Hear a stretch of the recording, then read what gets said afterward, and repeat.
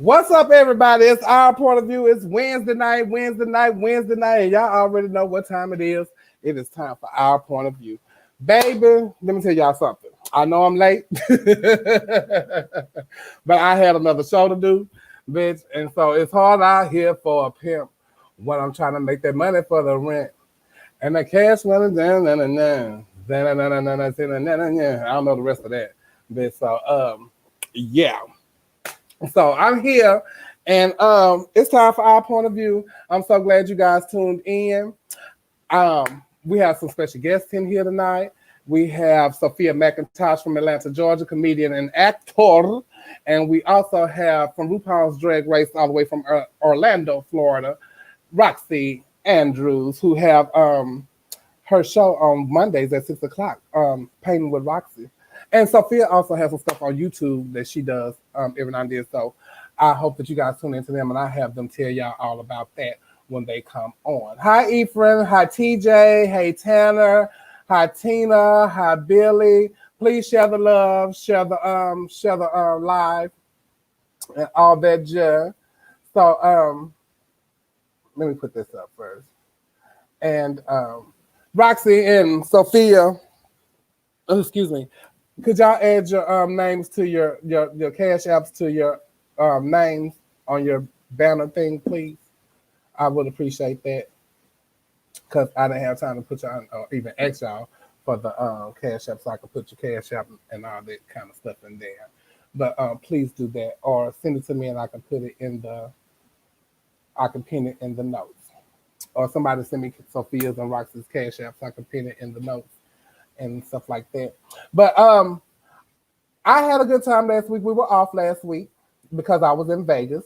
And I did do Real Talk last week, and I did it with Savannah Westbrook. And I thank Savannah so much for allowing me to come to her home and have my talk show there at home. Can y'all hear everything okay? Everything is sound fine? I just want to make sure everything's fine because I have been having the worst weeks since last week with technical difficulties and all that kind of stuff like that. I just like, child, it has been a doozy, bitch, I tell you. Hi, Carlita, you made it, Jeff. Hi, Jalen. Hey, Lakeisha. So, yeah, I was in Vegas last week, and it was a little vacation. I needed to get away because I've been locked up in this house since March, and it's been over 20 years since I've been in the house, been at home consistently like that. I mean, literally, it has been 20 years. So it was kind of like driving me crazy the fact that I was in here like that and not going out of town and not doing any bookings and not doing anything. So I needed to get out and relax, relate, and release, child. So I wanted to go to Vegas and let my hair down and smoke and drink and get full and don't have no worries about nothing. And I stayed off of social media, so I didn't really like go into that a lot while I was there. You can hear my teeth smacking, but that's probably because I lost my teeth when I was in motherfucking Hawaii. Hey, Tasha Judge. Hi, Gordon. Hey, Dominique. Hey, Titan. So yeah, I want to relax in Vegas and all that kind of stuff like this. So I really had a really, really good time. And I went with my niece view. That's what I like to call her, my niece view, Gloria, Glorita. And I haven't talked to Gary in a couple of days, but we had a really good time while we were there. And we smoked, we drank, and we got our motherfucking judge. Oh, that ain't supposed to be up there. And we got our motherfucking judge in motherfucking Las Vegas. And I cannot wait to go back.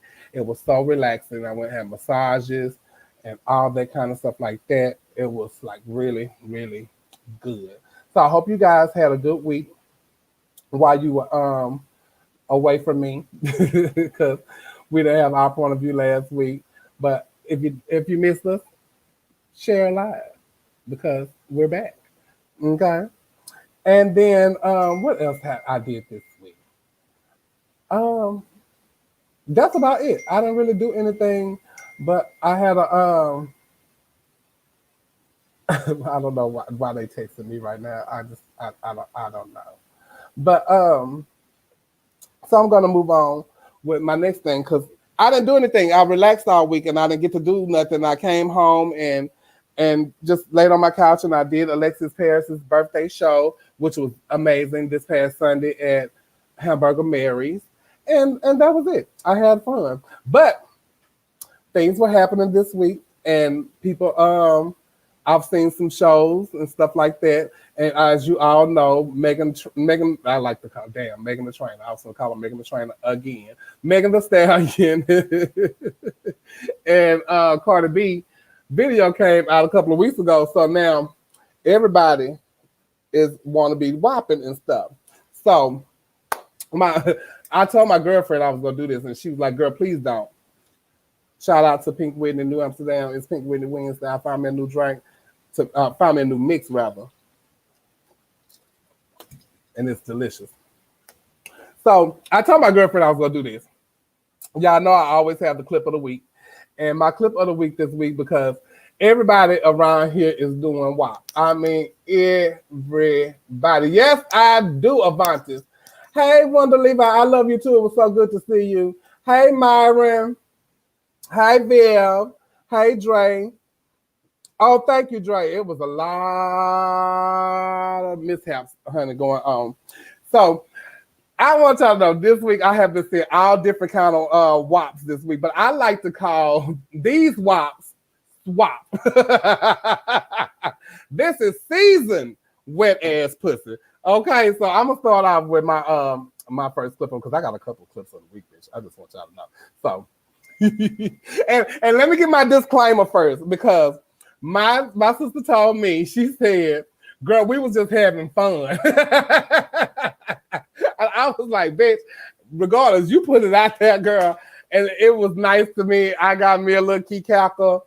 And, you know, so I got to put it up there so the folks can enjoy it. So this is Roxanne Collins and Coffee.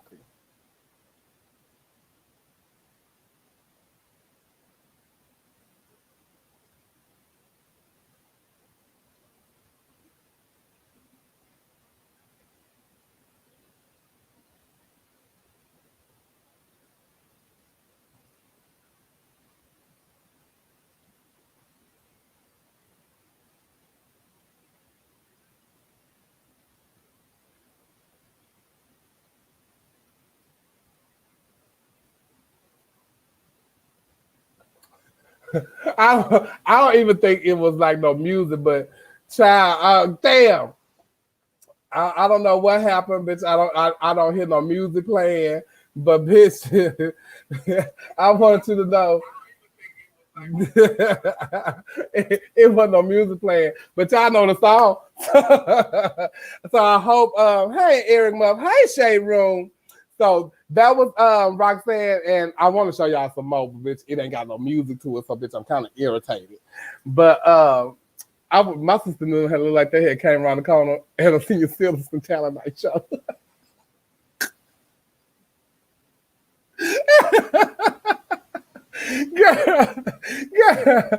Girl, if I tell you they look like they had came around the corner and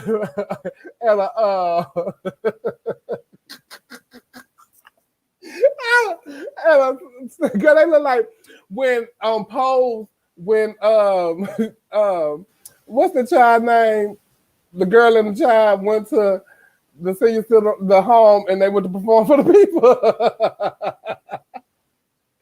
Okay, this is my other one. Come on, Queen.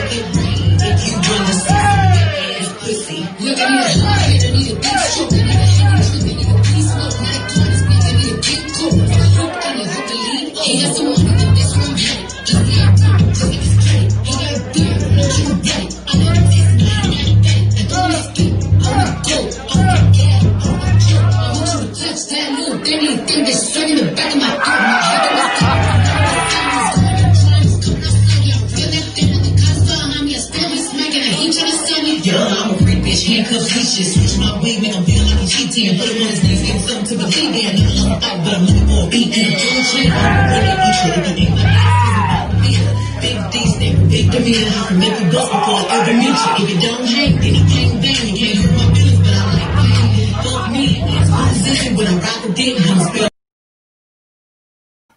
Yes, ma'am, baby.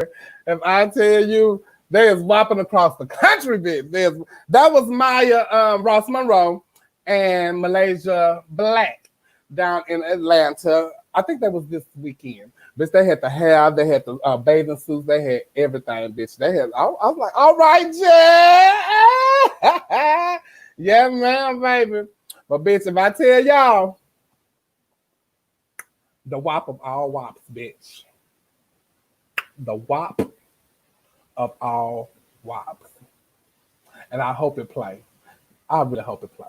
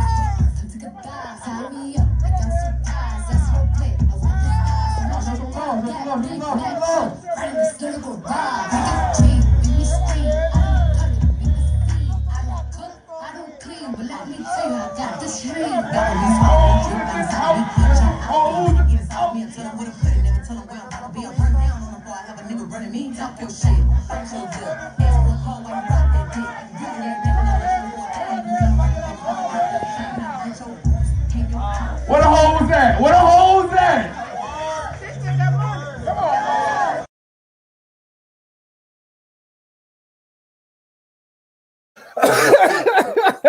That's Sophia. That's Sophia. That damn Sophia is crazy, child. Bitch, if I tell you that woman is nuts, I love her, child. Bitch, she keeps the crunk. Bitch, she gonna keep you on your toes. Yes, ma'am. Sophia was like, bitch, I ain't gotta learn no rules. Bitch, I'm gonna go out here and get some of this corn. But she done with her numbers already, bitch. She did all the shit she gonna do. They just threw this off. So let me go out here and get some of this. Hey, Reggie. So, bitch, she's like, bitch. Okay. So, yeah, child. Oh, my God. That was so funny. But that was all the WAPs this weekend. Now I want somebody that's probably in that age frame to do WAP, you know. Hi, Ashante. Hi, Lakeisha. Denise Page Michaels, Jen. What's going on? So we're going to move along with the show. And right now, I'm going to bring in my co-host, my panelist, and we're going to start with Tevin. Hey, Tevin.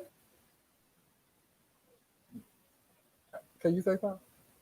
It's on. Oh, I just trying to see if what's going on? Nothing. I was over trying to share the love and share the live. Please share the love and share the live. How you been? I'm good. How are you? I'm good. How was your week? It was good. What did you do this week? Quiet. Yeah, you know I'm on puppy duty. Oh, your puppies having babies? Yeah, they already have them. Oh, okay. Well, you can come and get the one that I got from over there and add that to them puppies that you just had. How about that? Everybody got something. So before I came on here, I talked to my host and stuff and tell them, hey, welcome to me in and all that kind of stuff. So I had hit my child up and I said, hey, son. He said, hey. And it was so good to see my child. I said, I miss you this week. He said, no, you didn't. That motherfucker said, no, you didn't. I was like, yes, I did. He was like, I haven't heard from you all week, child. I mean, we ain't had no meeting this week or nothing. It was very tense in our point of view green room. Look, I said, yeah, I was hitting you up at 3 to get the tea. And he said, Yeah, I was gonna hit Neil up at 3 because we knew we was on punishment. I told him. He didn't Who believe was it. on punishment? Me and Neil, because y'all ain't talked to us. Who? I've been talking to Neil all week. So it's just been me. Speaking It's always just me. of Neil. Hi, Neil. Hello. I'm Welcome always in. Welcome in. Kevin, we've been talking the whole time. Child, You the whole missed. entire time. Neil been calling me all week. I've been calling Neil. You missing me. Ain't nobody, none of them people call me. Oh, And I thought everybody. I've been telling Neil, everybody mad at us. Neil, why they mad at us? What we do? Look, and that's what I'm telling Neil. And Neil's like, I don't know. He didn't say he was talking to y'all or nothing. This is the first I'm hearing it. I've been venting him all week. And he been telling me, I need to call Tevin. I need to call Tevin. I gotta talk. Oh, okay. Hey, Steven. Yeah. So, child, son, look, I love you. We good. Oh, I know we good. Oh, okay. Well, cheers. If you got your glasses up out there in the virtual land, y'all get your glasses up. As always, we like to celebrate life and get our just and this Pink Whitney Wizard cheers. What you drinking, Neil? I'm drinking Coca-Cola. Oh, in a solo cup. Yeah. I just want to look cool. Son? I just want to look cool. Oh, okay. I'm sponsored by Ciroc. Oh, that's some what's the Ciroc what? Trench break. That look like that's something that's gonna knock you the fuck out. I don't know, but I feel a little good right now. Wait. That Kevin, look like that's gonna Kevin, you don't step your alcohol game up. Yes, he have. Well, yeah, because you worked me. You was too busy being messy to bring me my bottle that you said on the last show that you was gonna give me because my stuff is too cheap. Don't worry, I'll be back on that cheap shit next week. You know what? I'm a cash app you, Kevin. My son just here. I'll catch You okay? Don't try to forget Shadow Live, and so y'all can get y'all just and we can build some things and all that kind of stuff like that. Nicole is not with us this week. Hopefully she'll be back with us next week. So y'all give a shout out to Nicole Love Dupree, and hopefully she'll be here next week. Tevin, what that was? Huh? The dogs was barking. Oh, okay. Hi, Earl. How you doing? Hey, Justin. Natinga. So, huh? What you say, Neil? Oh, I'm just when Tevin came in, you asked him how was his week. I didn't get that same question. So I'm giving. You know how your week was. You've been talking to her all week. You didn't have to ask. You know. Hey, That's why you put the post up. I deeply apologize, Neil. How was your week? She not read through you under the bus. You know why? Y'all probably just got through talking in the midst of the show. My week was awesome. I went the whole Pride weekend. I went and played cards with friends. Don't talk about nothing y'all already talk about. She want to know about something different. Different. Let's see. She already know that. Well, the people don't know. Yeah, the people don't know. Yeah, well, the people know. The people do know that he played cards. He played cards a lot. I play cards. I just came to play cards.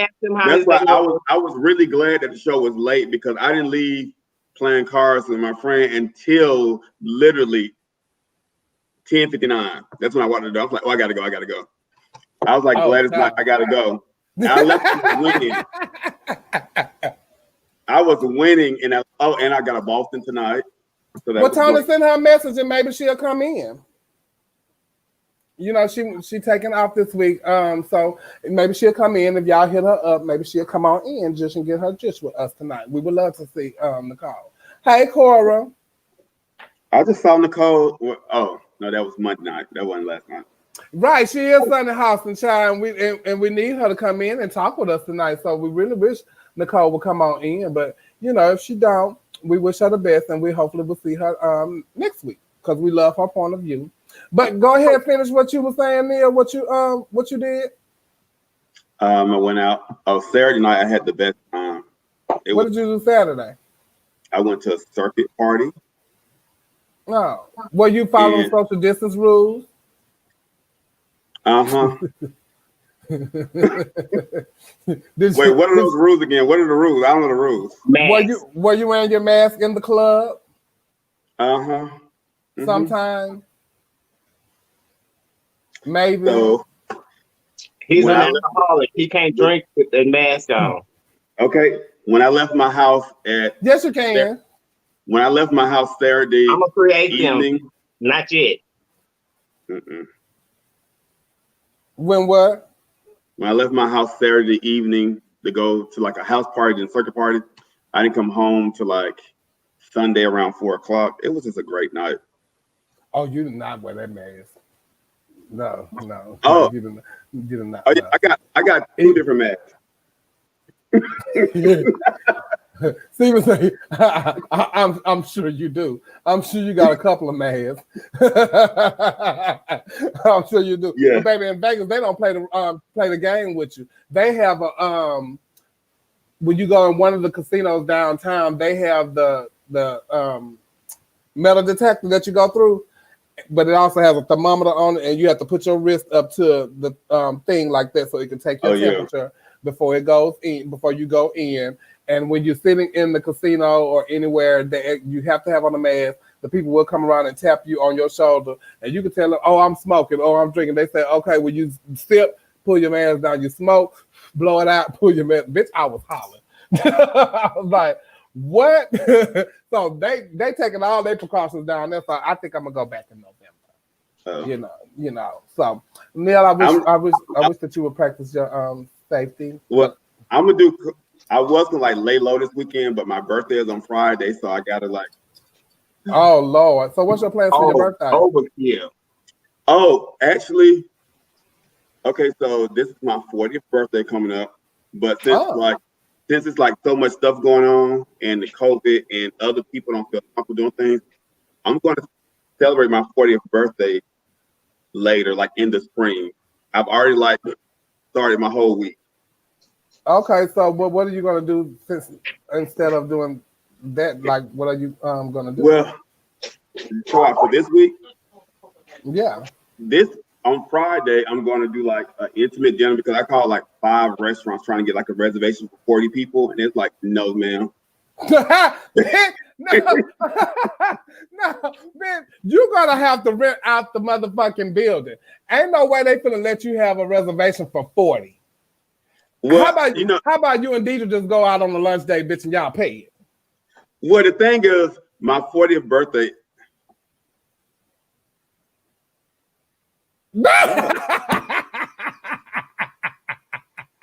Oh wow.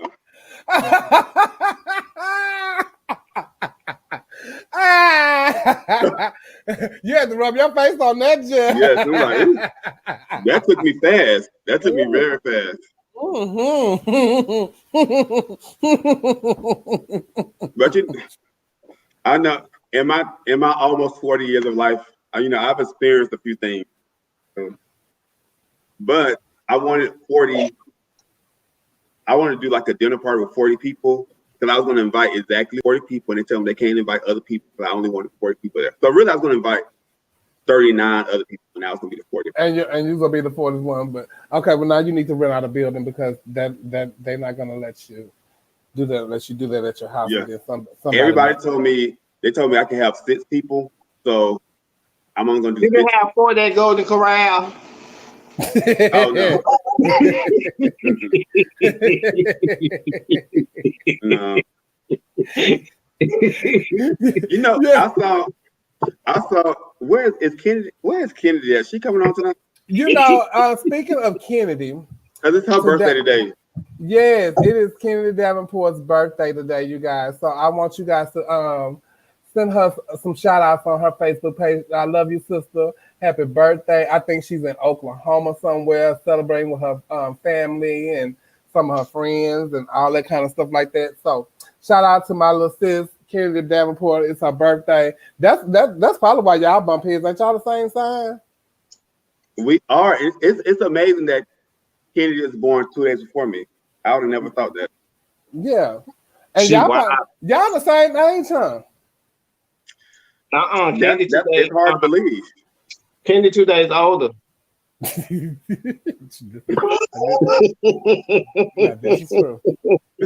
Now this is true. She's older. She's older. So you need to respect your elders. Respect her. You need to respect your elders, honey.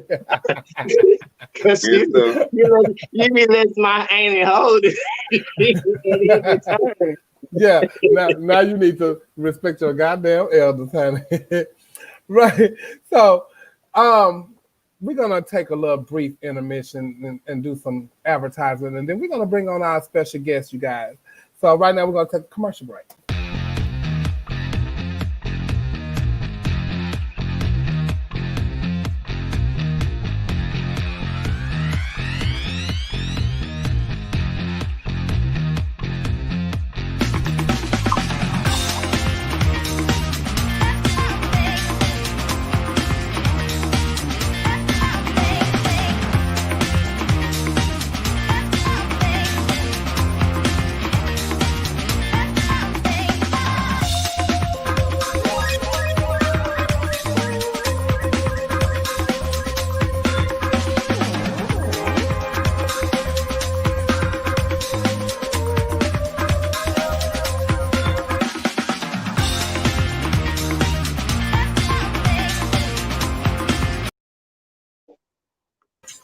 And we are back. Yes, God. Oh, let me turn it off because I need to know. Did one of those slides said that dick show or that dick something? It's that dick something, child. It's some show going down there in Tampa. It's in October, and that's Tank. You know, the owner of Baddest Bitch. He having a show, and Giselle is gonna be there along with a lot of other fabulous entertainers. So it's gonna be good, child. Okay. I already did the clip of the week, Alexis.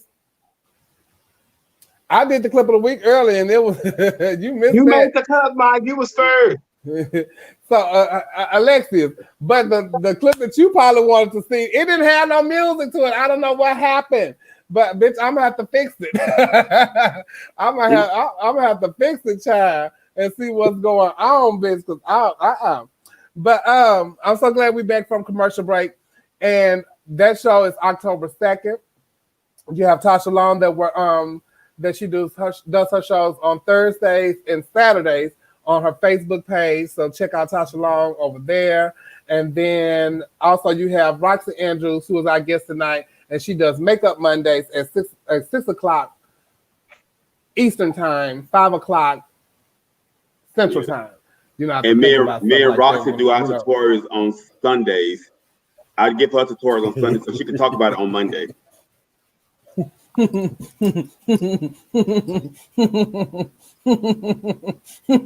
just saying.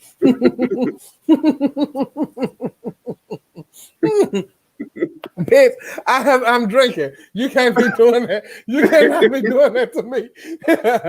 So right now we're gonna welcome in our special guest. This is Roxy Andrews. Y'all show some hearts and love for Roxy Andrews. Hi, Roxy. Hey. Hi, Hey, what's up? What's going on, lady? Huh?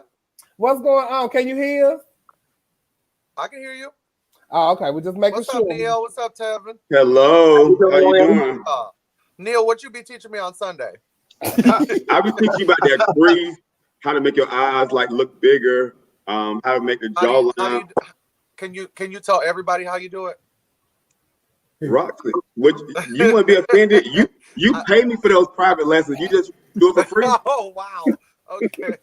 Baby, let me tell you something, but my sister ain't paying for.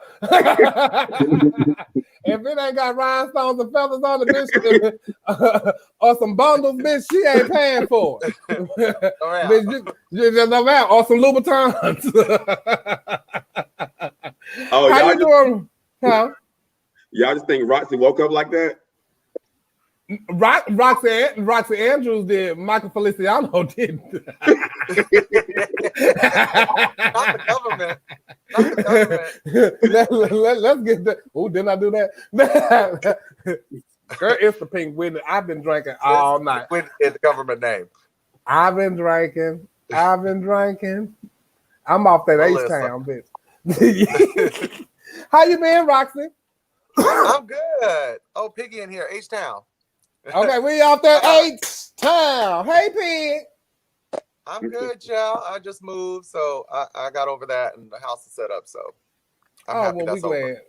We glad that's over with and everything's settled. I used my time wisely. You moved over to Labor Day weekend? The week, yeah, until the end of Labor Day. I started the week before, and it took about a week. Oh, wow. A lot of shit. Are the clothes that's what I was getting ready to ask her too. The Parliament House is open. Parliament House is open. They have a restaurant. The whole government name.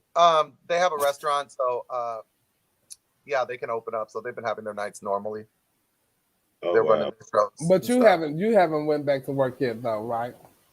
No, we're fixing to figure out. I think we have a meeting Friday to find out how we're gonna reopen and stuff. And you work at Southern Nights, right? Still. Mm-hmm. They ain't got no kitchen in there. Huh? They don't have no kitchen in there. They do, but it hasn't been used in years, so they have to get the license. So now they got to put some WD-40 on some of them appliances.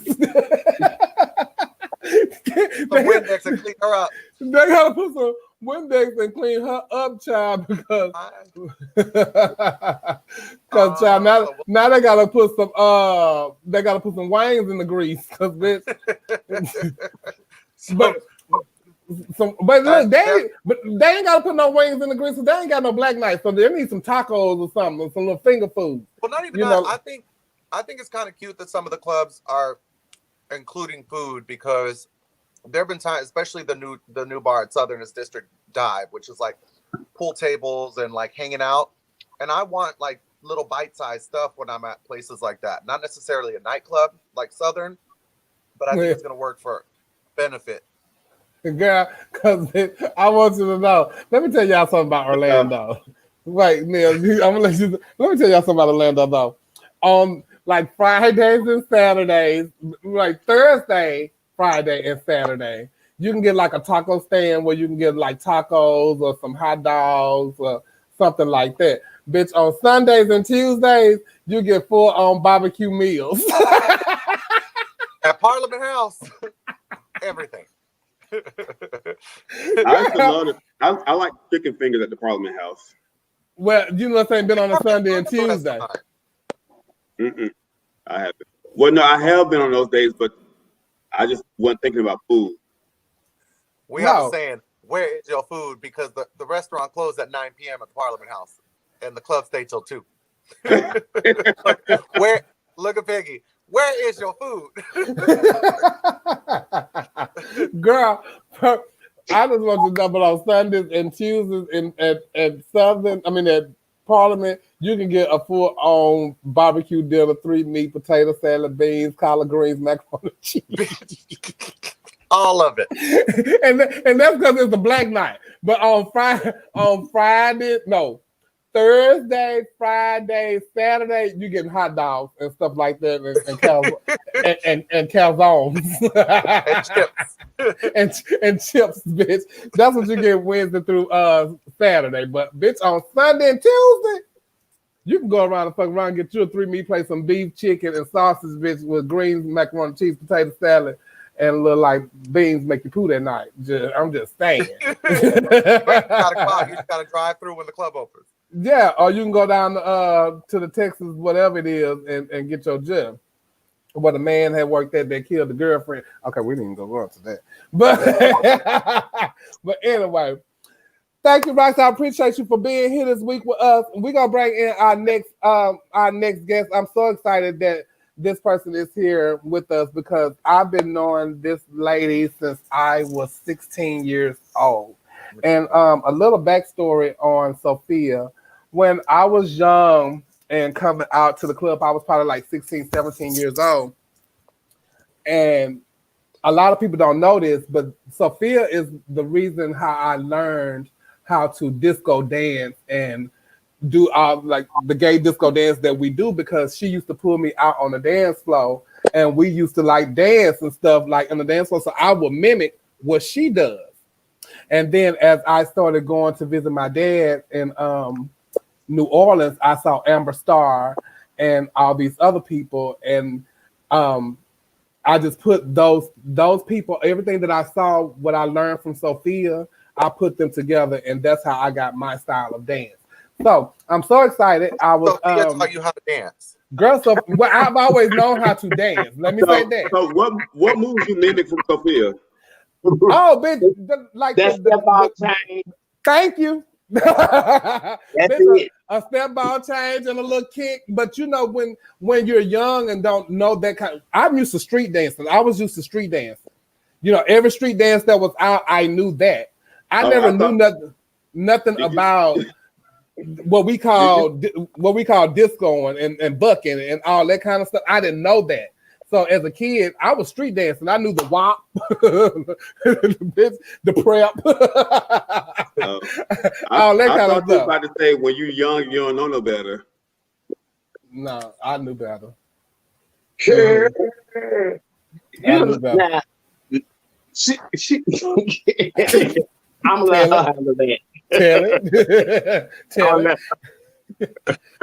But anyway, but that's how I learned how to street dance. And I think she on the phone. But hold on, let me see. Hey, yeah, girl, that bitch told me 11. It's almost 12 motherfucking 30, honey. She ain't came to me yet. Yeah, girl. I'm finna go though. That bitch done tried me one time too many, girl. Right, girl. She right, made my life Neil on here talking about he 40. Bitch, he was riding with John Lewis and them. They was marching. Yeah, bitch, somebody he celebrated his 40th birthday. Nobody hear shit. Sophia, we are on here. Sophia, we on here. Hello, hey girl, you on you on the show. Oh, I'll holler at you later. Money girl, what's up, girl? How you doing, girl? What's up? Happy birthday, Kennedy. Yes, happy birthday. Hey, Roxy. Hi, Sophia. Hey, Tevin. Hey, Annie. Hey, Neil. Hello, how you doing? And what you mean Chevelle said she got her dance for me? You talking about so she didn't know no better. What you mean? No, Chevelle said bitch, that's enough. I don't want to hear nothing else. Shut the fuck up. Chevelle said when you young, and I just assumed she was gonna say, and you don't know no better. That's why I asked her. No, that's not the saying that we say down here in Texas. When you young in Texas, you look like you young. And when you 40 in Texas, you look like you 40. Where you from, Neil? Because you're not looking 40. I need to pull up some people that's 40 from Texas. Yeah. I could do that. I'm over 40 and I'm sitting right in Texas. I'm from there too. Look, see, I ain't even have to pull up nobody. Tevin just said it. How dare you? Bitch, how the fuck? That bitch was adopted to Texas. Oh, Lord. Yeah. How my daddy gonna say that about me? You know how Neil is, son. He be acting two-faced. The child. I don't know why you acting like you surprised he got two-faced. Oh, me two-faced? I only got one face. Child, now you have one face at the pageant, then once you leave the pageant, you wear another face when you tell it all. Oh my God. That's because he going over there with them Bush Queens that don't go to pageants, and he going over there with the ballroom kids and the other Bush Queens that don't do pageants and stuff. So he got to take. When he hit the pageant, you asked him something. Neil, how was that? It was okay. It was okay. But then when you get to the house, you say, Neil, did you really think that? Bitch, I could not. Ooh, I was about to fall asleep, honey. That bitch was about to put me to sleep, honey. And I looked around and she about to put everybody to sleep. I'm like, why would you do that, child, honey? Wasn't nobody into that but her, girl. She almost fell asleep doing Neil, you are not safe tonight. No, you're not, Neil. No, you are not safe tonight. Sophia just talk about our personal conversations because she do the same thing. Oh no, I have mine on the mic, and then y'all get mad at me.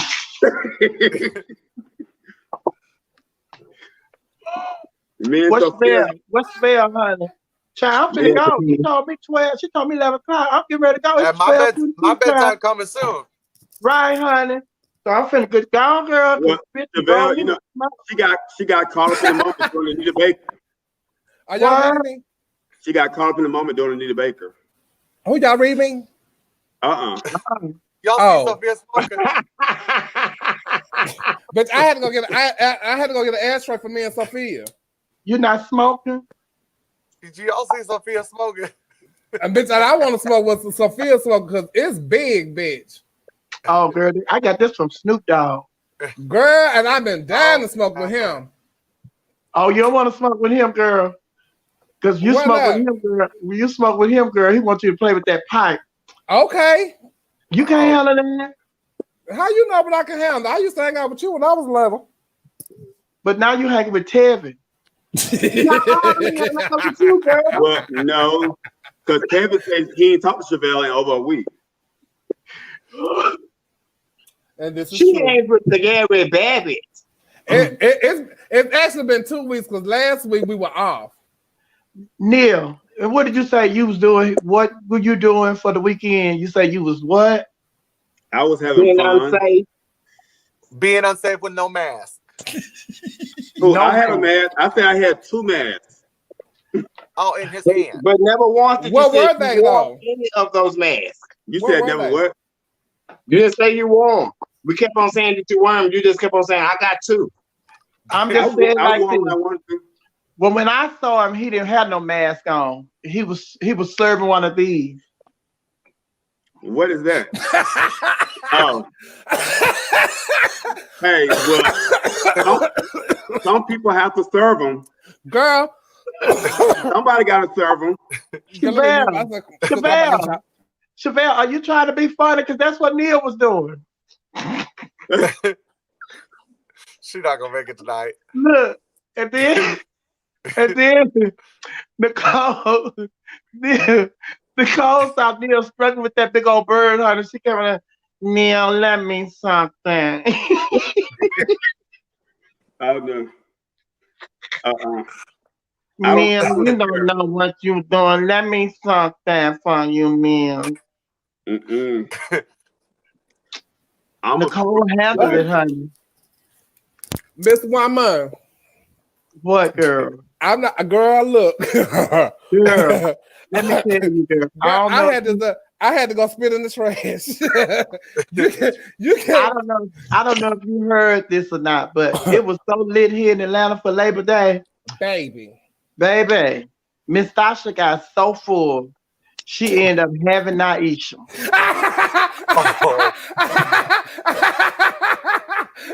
Well, but that wasn't the first time, though. Oh, but girl, I went to the girl after the show. I went to the dressing room. They was back there just tearing it down. I'm like, girl, what y'all doing? Girl, let me get my bag, girl. I went home and dragged. I didn't stay there to change or nothing. I thought then I was like, girl, these girls do some strange things on Labor Day. And Naisha fish. Huh? Naisha fish. Huh? Naisha fish. Huh?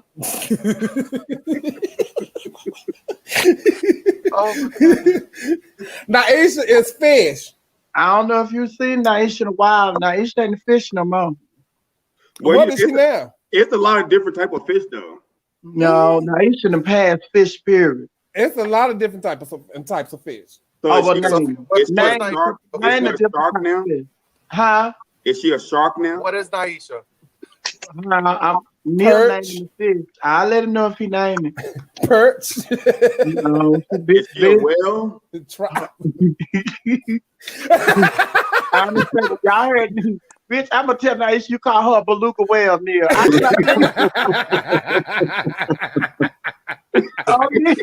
Neil, you know you getting it, honey. I stand firm by what I said, and that is Shadowline and Naisha's fish. But what kind? Neil says different kind of fish. What kind of fish? Because you said perch. You know damn well Naisha ain't no perch. She perched up. What kind of fish is she? Oh, she perched up now. Oh. And speaking of Naisha, y'all, the Stars of the Central came back last. Monday night, right? That was Monday, girl. Put that down. You can't No, handle that. ma'am. Put that down. No, ma'am. I went to Snoop and got there. No, Snoop ain't gave you that. Snoop, let me tell you, Snoop don't want nothing brown close to his mouth. So you say he smoked the white girls? I seen Snoop. I seen him smoke the brown girls. So yeah, he smoked that bitch all right. Yeah, y'all,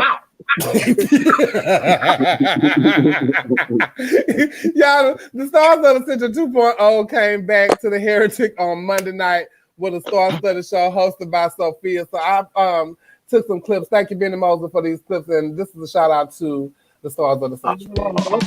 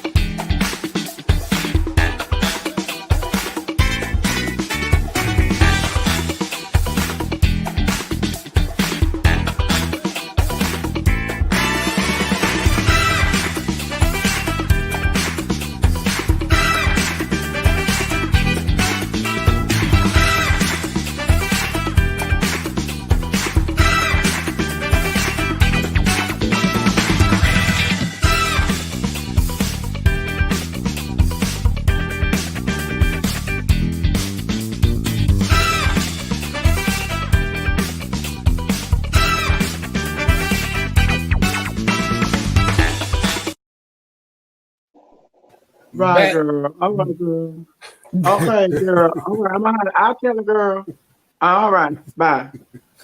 Girl. She is not. Neil Naisha said, keep her name out your mouth.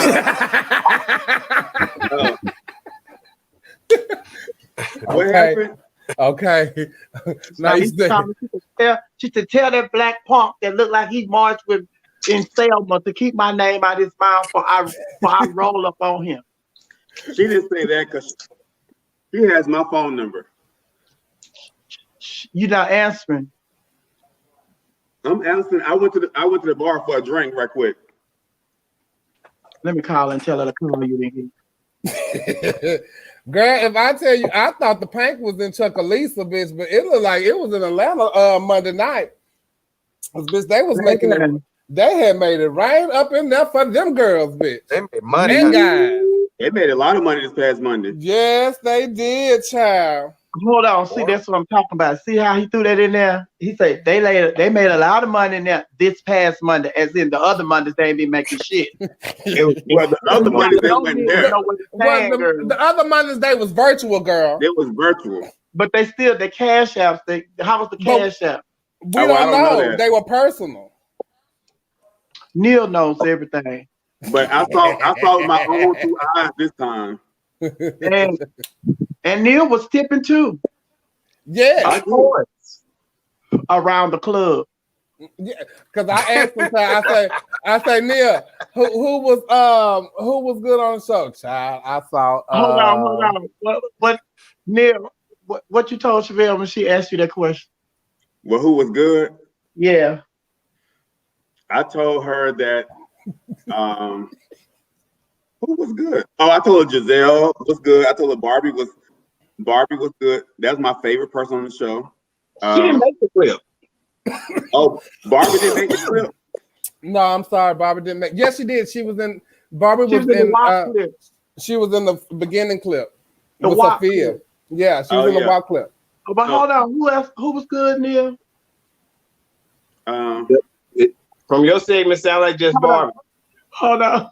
That's all right, Neil. What he told you, Chevelle? He said that Barbie was good.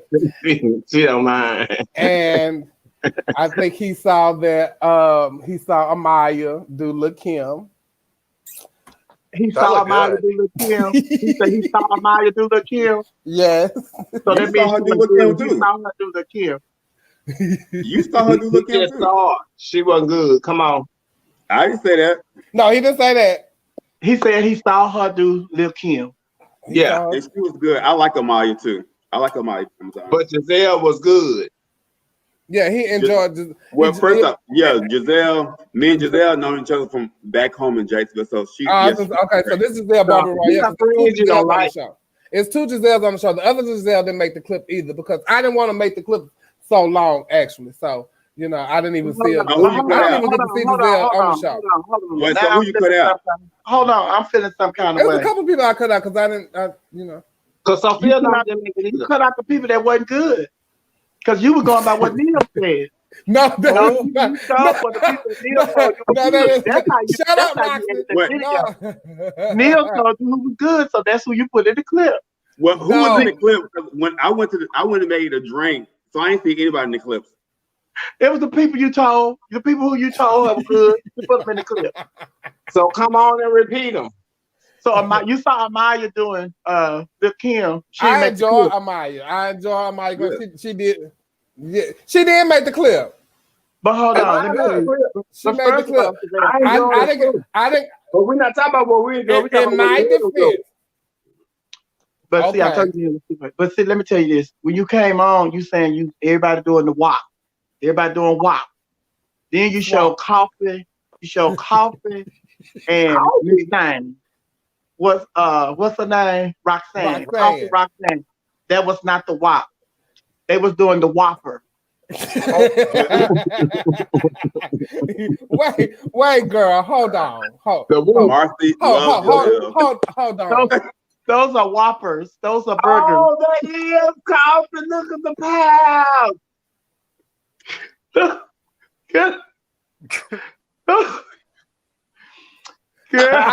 I wanted. Where's Roxanne?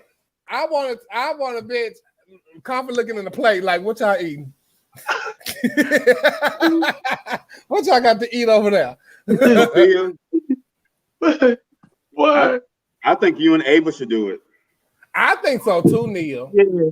But listen, when you saw Roxanne when she was wearing her knees up, just shaking her leg like that, that bitch was cutting tomatoes for the Whopper.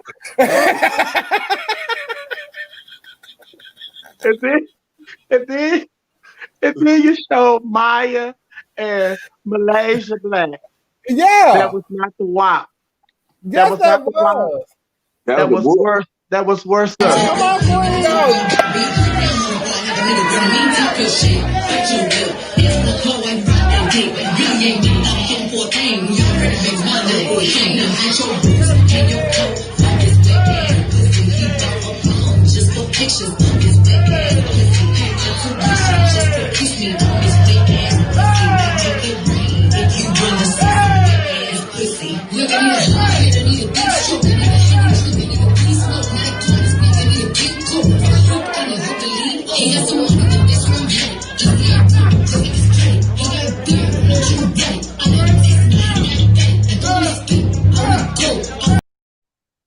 Girl, I want you. Hold on, girl. Hold on. I want you to get that ready to show that again because I don't think y'all saw what I saw.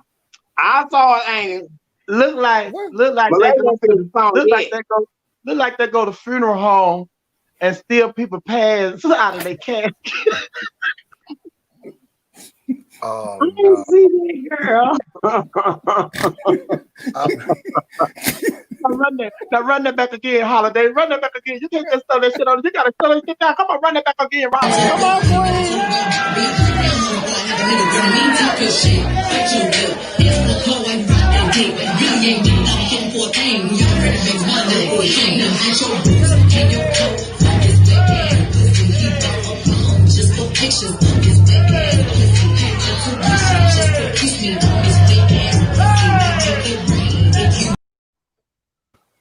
Girl, now I don't know about you, but Malaysia look like that bitch leaving the show going to football practice. I enjoyed their look. See that? See that? You know, you heard Neil, girl. He talking about, I enjoyed that look because they're gonna be pissed off when they hear that. He gonna say, that wasn't me, that was Sophia. That was Sophia. He trying to put out this flame. That wasn't me, that was Sophia. I enjoyed that look. Notice he said he enjoyed that look. He didn't say he enjoyed their performance. Did you enjoy their performance, Neil? You know, I read in the 4 agreements, it says be impeccable with your words. Yeah, hello, thank you, Neil. But I'm Okay. asking you a question. Did you enjoy their performance? Did they have on little Debbie's in the Well, it was entertaining. They was going for being entertaining. No, they wasn't. They didn't go for They- entertainment. They thought they was Carter and Megan when they got them dresses made just like Megan and Carter. They thought they weren't entertaining. They was in the illusion. Malaysia who made them the sure. coffee think she was? Huh? Who the coffee think she was? And I told you, Chevelle, that was Chevelle. They weren't doing no WAP. They was doing WAP. No, wait, that wasn't me. That wasn't me. Roxanne like she was doing naughty.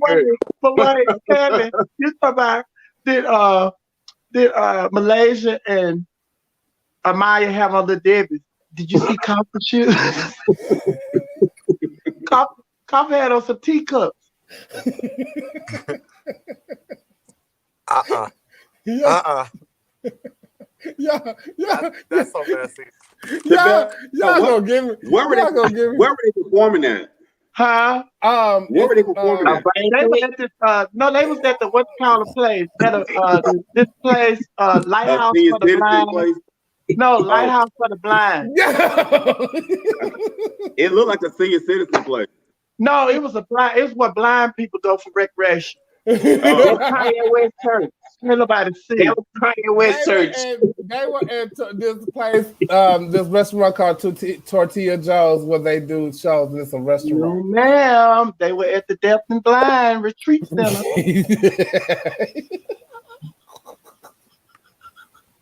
I can't. They was on West High. No, they was off Westheimer because it's over there. It's over there in Montrose. Bella. Girl, Well, you know what? They looked amazing. Oh, there you go. I enjoyed it. I just want, I want some of age girls now to do the WAP. Those were up age girls. I really want some girls that's follow around the age. Oh, but listen, you got to say that completely over and right because you're gonna have all the up age. In retrospect, you want girls in their 20s doing the WAP. I want some girls that can do the in WAP. their 20s. That can rap. I want some girls that can do the WAP.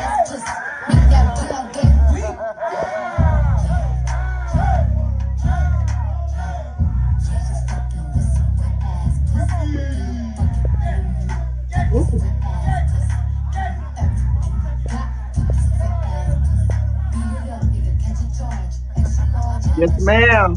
Yes, ma'am. She coming in. She coming in. She coming in. Yes, She ma'am. coming in. In this bitch. They living.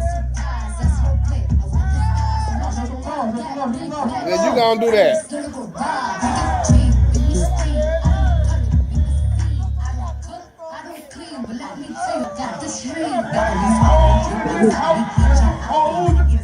That should go. That should go. Yes, ma'am. Come on, Soul.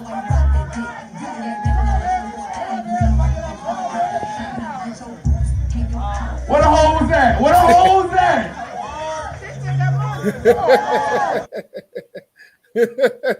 And see, girl, Giselle was doing the WAP, you know, the song. Yeah. When I was out there, WAP stood for wait a bill. And then I looked over and I said, wait. a bill, and I went and got that kind of bill. That was wait, a bill. I went and got that other. That was a 20. Yes, girl. Yeah, wait. I ain't had no wet ass pussy. I had wait a bill. A bill. So he was in the wild. They were tipping. Yeah. Ooh, they were tipping. Yes, they was. What kind made like $1.7 million? The money with that pole dancer. Baby, let me tell you something. And they just had the finale of P Valley. Stasha made $2.3 million. So they Giselle don't made. So Stasha don't need to go live no more on Tuesday. Giselle made $1.7 million. Raquel made $78. Oh my God, I'm done. No.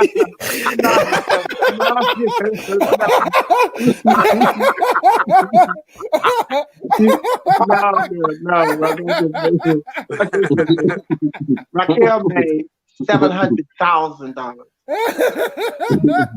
Nicole made $400,000. Toby made, I think Toby got like $12.70. And the one that did Lil Kim, the one that Neil enjoyed her, Amaya, she did Lil Kim. She made like, I think she made like $110. Then who else, girl? Leo did Prince. Leo made like, I think Leo like got like $73, but the 40 of that was on a card. You got a gift card. You got a gift card, girl. So what did Archie make? Wait, Archie. Archie, I think, let's see. Archie, yeah, Archie had got like, I think Archie got like 25. Archie got 25 because he said, child. 100. I always remember, no, $25 Christmas Day. And then what did Giselle Lord make? Giselle Lord, she made us look at that dress again. Oh, I'm out of here. Because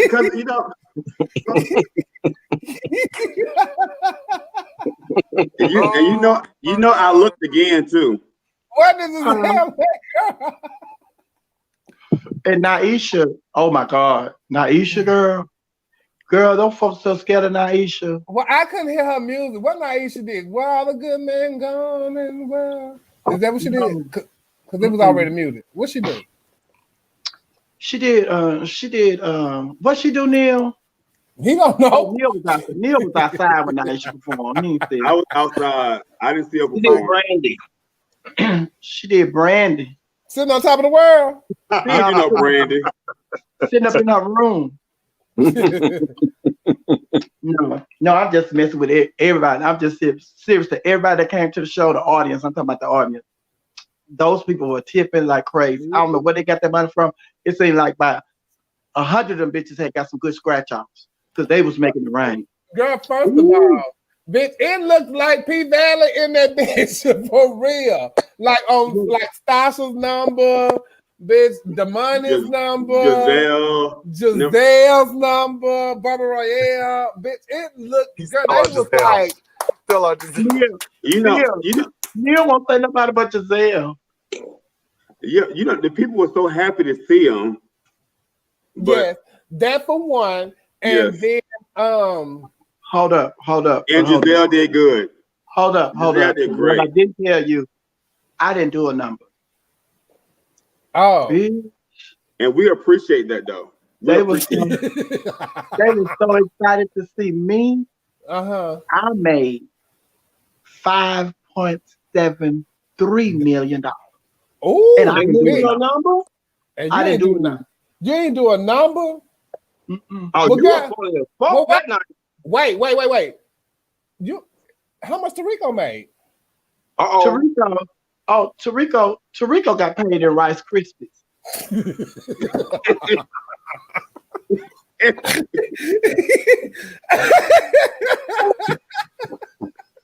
He don't want no cash. He don't do no cash.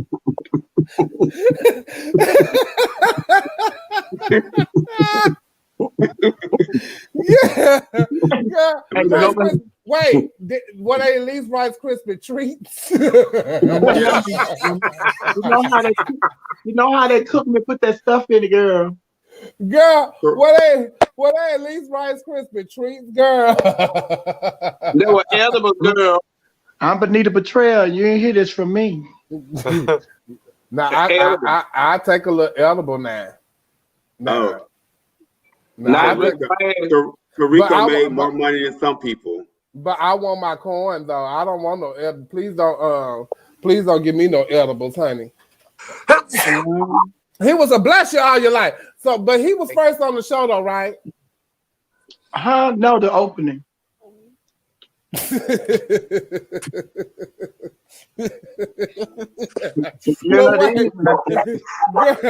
girl, but he was the first performer, like not the opening, not the production.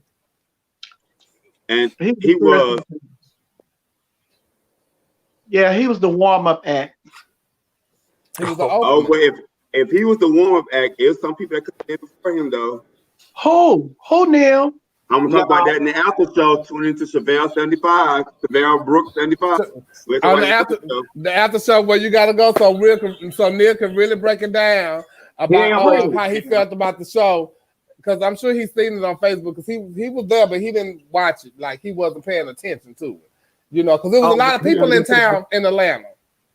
And speaking of a lot of people being in town in Atlanta, you know, what's that club that y'all got down there? The Den? Is that what it's called?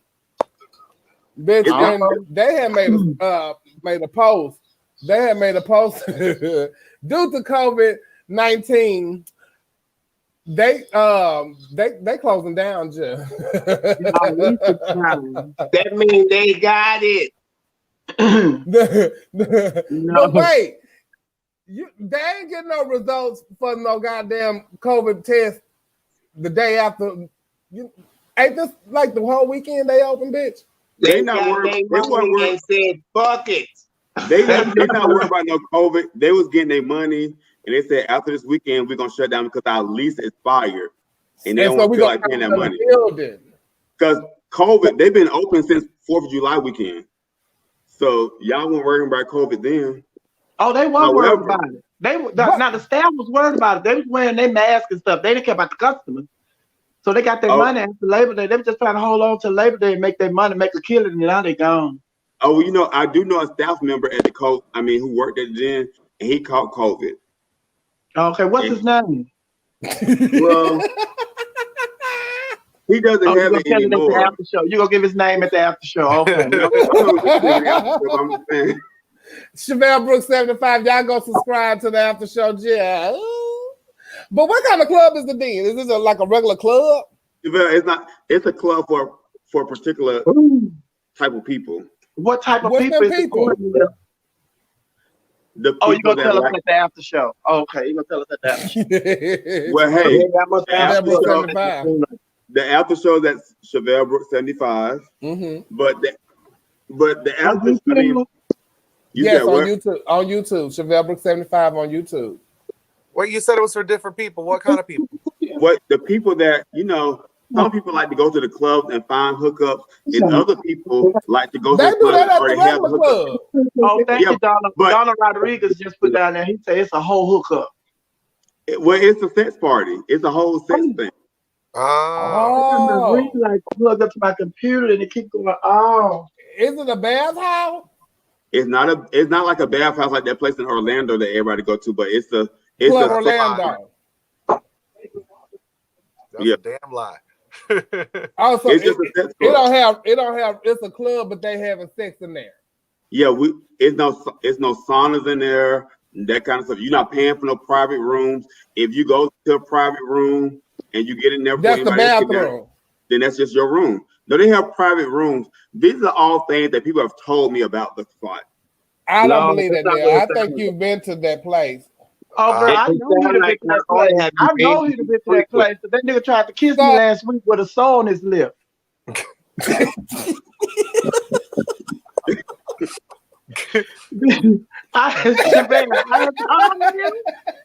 ain't COVID. That's the medicine. Oh, no, trust me, Sophia still kissed me. It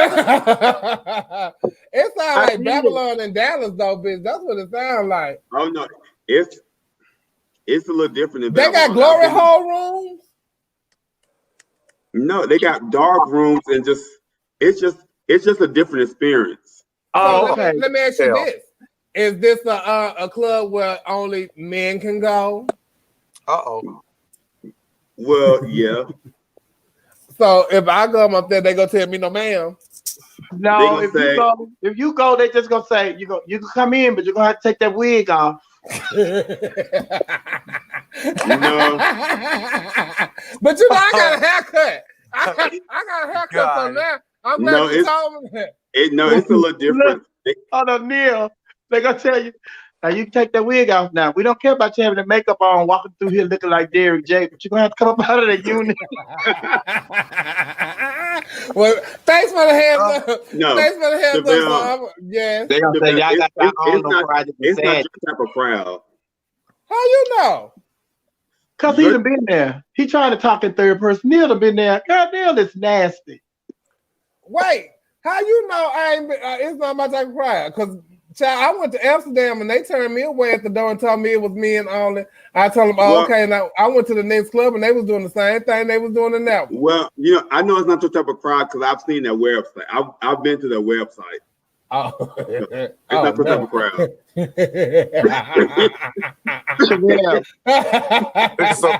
My grandmother say a lie don't care who tell it. It just want to be told. Thank you, Neil.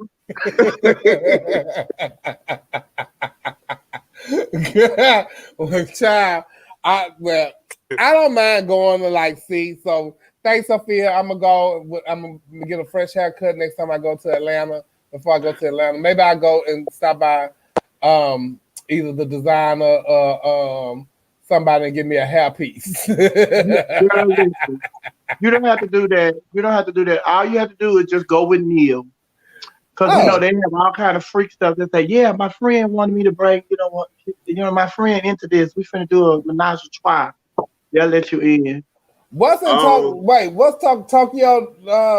Overseas Tokyo? Oh, I think it's a so-called Tokyo Valentino here. It's right up the road from the den. What's on Amsterdam? Tokyo is the bookstore. Oh, I just found that out. It used to be Insurrection or something. It's down the street from the club. Yeah, but downstairs they have a whole another part that things. And I'm sure somebody told you that you don't know. They definitely told me because I don't know about the website. It's something that they say in Atlanta and the place that they go, but I don't know about it. Yeah. But this child from Memphis told me. Yeah. I didn't hear nothing about somebody that had got hurt at but it was a lot of fights. Now it was a lot of fighting going on in Atlanta this weekend. Yeah, for real. Let me see. Child, they be them people from out of town. And I can say that I do think it beats people from out of town. The girls be thinking the girls playing when they on social media, when they be on Facebook and Instagram and Twitter and YouTube and all that stuff. The girls be doing all that, yeah. And then the girls say, okay, bitch, when I see you, I'm tapping you on spot. So she saw that bitch here this weekend and she kept up with her. And look, I think it was the same girl with everybody. Oh, wait, Deidre said she saw Neil somewhere. Neil, when you get back here, we're going to have to discuss what Deidre saw you at, Jim. But, child, it was like crazy. I mean, I even seen a shootout. I don't know if it's a strip club in Atlanta called Cheetahs or something like that. Girl. That's where I used to work. That's where? Where I used to work. No, no, not that. The No, Cheetah no, Club. not that place. Yeah, the Cheetah Club. What do you mean? No. Yeah, Cheetah Club. That's where I used to work. That's like a straight club, like strip club or something, right? Ain't it? Yes. What you saying? No, you hosting there? No, I worked there. Oh.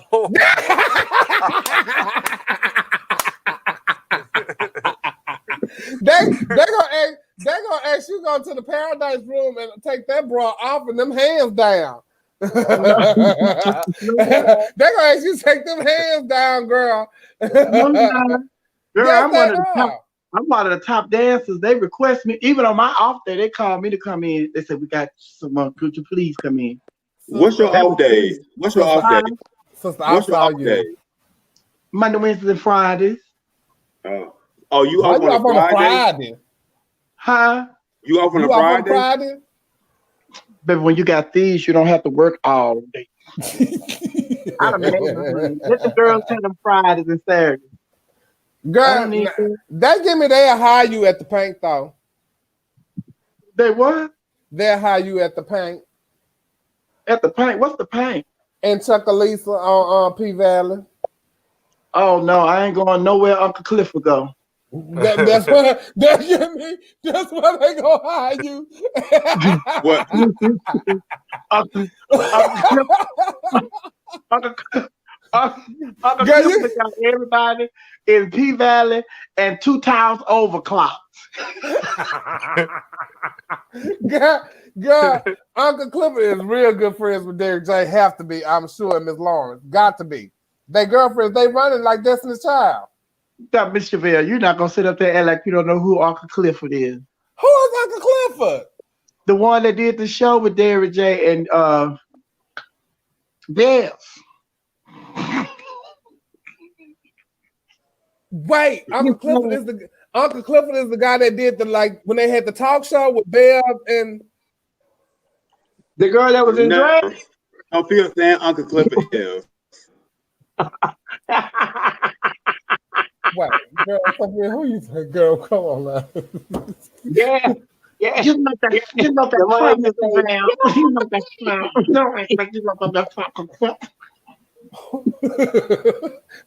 Girl, who is Uncle Clifford, girl? No, I don't know Uncle Clifford, but I know Uncle Clifford look like Shalina.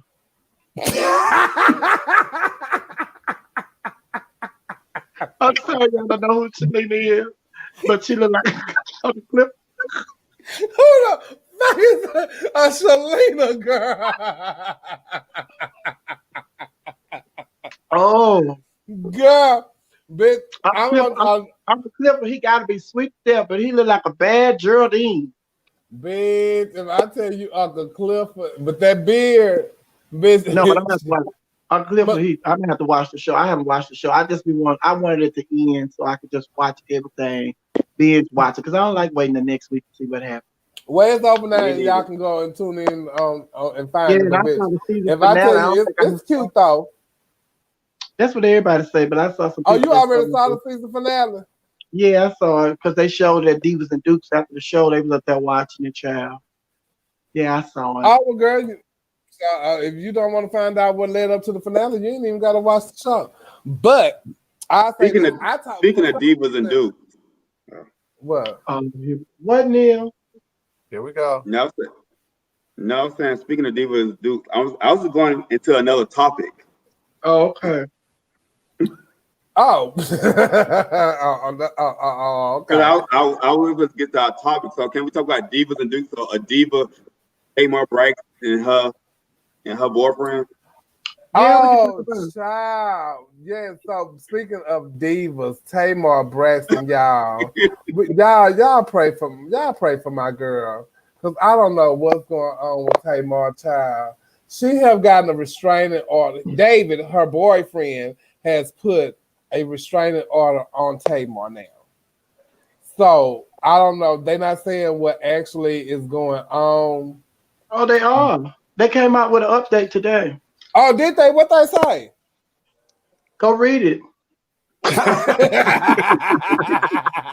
didn't have time. I was preparing for a show. But the last that I heard was that he had put the restraining order out on her, and that she was upset about something what he said about her on the 911 call, allegedly. I don't know if that's true or not. It's an update, girl. Okay, well, what is the update? Go read it. Well, bitch, it ain't been an update because the last time I checked, what they said was that he was getting ready to drop her off at a facility to get some help, and they were having a conversation in the car, and she brought up that the fact that he posted a picture or video of her son on social media, and they were just going back and forth. And she said he grabbed her arm, and he said that she was trying to fight him, but she said that he grabbed her arm first, and she was just trying to defend herself. So now she wants a restraining order against him. I mean, he wants a restraining order against her. But they have to go to court for the judge to give him a permanent restraining order. But some people have been saying, I think that conversation was, because a lot of people have been saying, do you think he kind of like? So I think she probably asked him that too in that car, and they probably had sent him over, honey. Because it's more to the story than that. Yeah, it's more to the story than that. Maybe it's a scheme set up by Todd, and they like really, and maybe they are recording, and all this going down on TV. People watch that show. It's more to it than that. I just don't believe that. I know people have their problems and stuff like that, and Tamar goes through a lot, with her family and with production and different networks and stuff like that, and how they portray her and how she want to be portrayed on television. And television can take out your worst parts and play them. And they wouldn't have it if you didn't do that. If you didn't do that, they wouldn't have it. A lot of people try to blame that on the editing, but if you didn't do that in the show, they wouldn't have that to edit it out, to edit it down like that. But they can put it where they want to. They can put it where they want it, though. Well, but you gave them the material to do it, though. You did, but sometimes you say things because you're asked things, and you're talking about something else, and if they see a sentence or a phrase that would fit into a storyline of what's going on in the show at that moment that they want to put it in, they could put it in there. Yes, you said it, but that's not necessarily. But it wasn't at that. Hold on, Shabelle, because Roxy telling you what RuPaul and them did to her. Go ahead, Roxy. No, I'm saying in general. But she also worked with Tamar Braxton too. Yeah, and I know Tamar, and Tamar is a very nice person. She is a good person, and she's not violent whatsoever. So I don't know what happened in that situation, but I wish her the best, and I hope that I believe everything happens for a reason. So, but it's just like, but in television, you do say it. Like I can say, I don't like that bitch, and they can literally say, "Oh, Roxy said that about Chevelle," or "Roxy said that about." Chevelle do it because you just they can put it wherever they want to. But one thing that I'm not saying that in the short time that I have met Tamar, thanks to Roxy, which was twice that I've met her, that I can tell her personality or anything like that. But I do think she's misread. I really do think that, because being around and watching certain things, I think that she was put in a controlled environment, and certain people control everything that she does, and she don't like that sometimes. From an outsider, I feel like right now she needs to take the time to take care of herself. Yeah, and that the reality check should have been her, attempt at suicide. That should have been I need to go get checked in somewhere and take care of myself for right now. But see, I think the majority, not all, I think the majority of the reality stars put themselves in that position because they go after the check. And they know that the drama and all of that sells. And so now you have this character that you have created to keep your check flowing. But that's not who you are. And you got to live with this character. Yeah, and you trying to make the people in your real life. Now you're trying to make the people believe that you are this character that they see on TV, which is not you. So and it's just like, especially for her in the beginning of the Braxton, she made herself such a character. She got spinoff shows and everything. You know what I'm saying? So she made that character, and I think at the end she was like, that really is who she is, but it was too much to put out for people. When it's just like look at the Housewives, look at the Love and Hip Hop, look at the Basketball Wives, look at the Married to Medicine women. Because Married to Medicine women, they said at the beginning they were so embarrassed by what the Atlanta Housewives were doing and portraying that all women carry on like that. So they said they were going to put together this show, something different. And they was going to show how real women in Atlanta who live that lifestyle live. And then it's just like a couple of seasons later, they said that, baby, that ain't flying. Y'all gonna have to throw some ignorance in there. So now they just, you can't tell what's Married to Medicine or what's Atlanta Housewives, because they all look the same. At the end of the day, everybody wants to be entertained. We definitely want to be entertained, and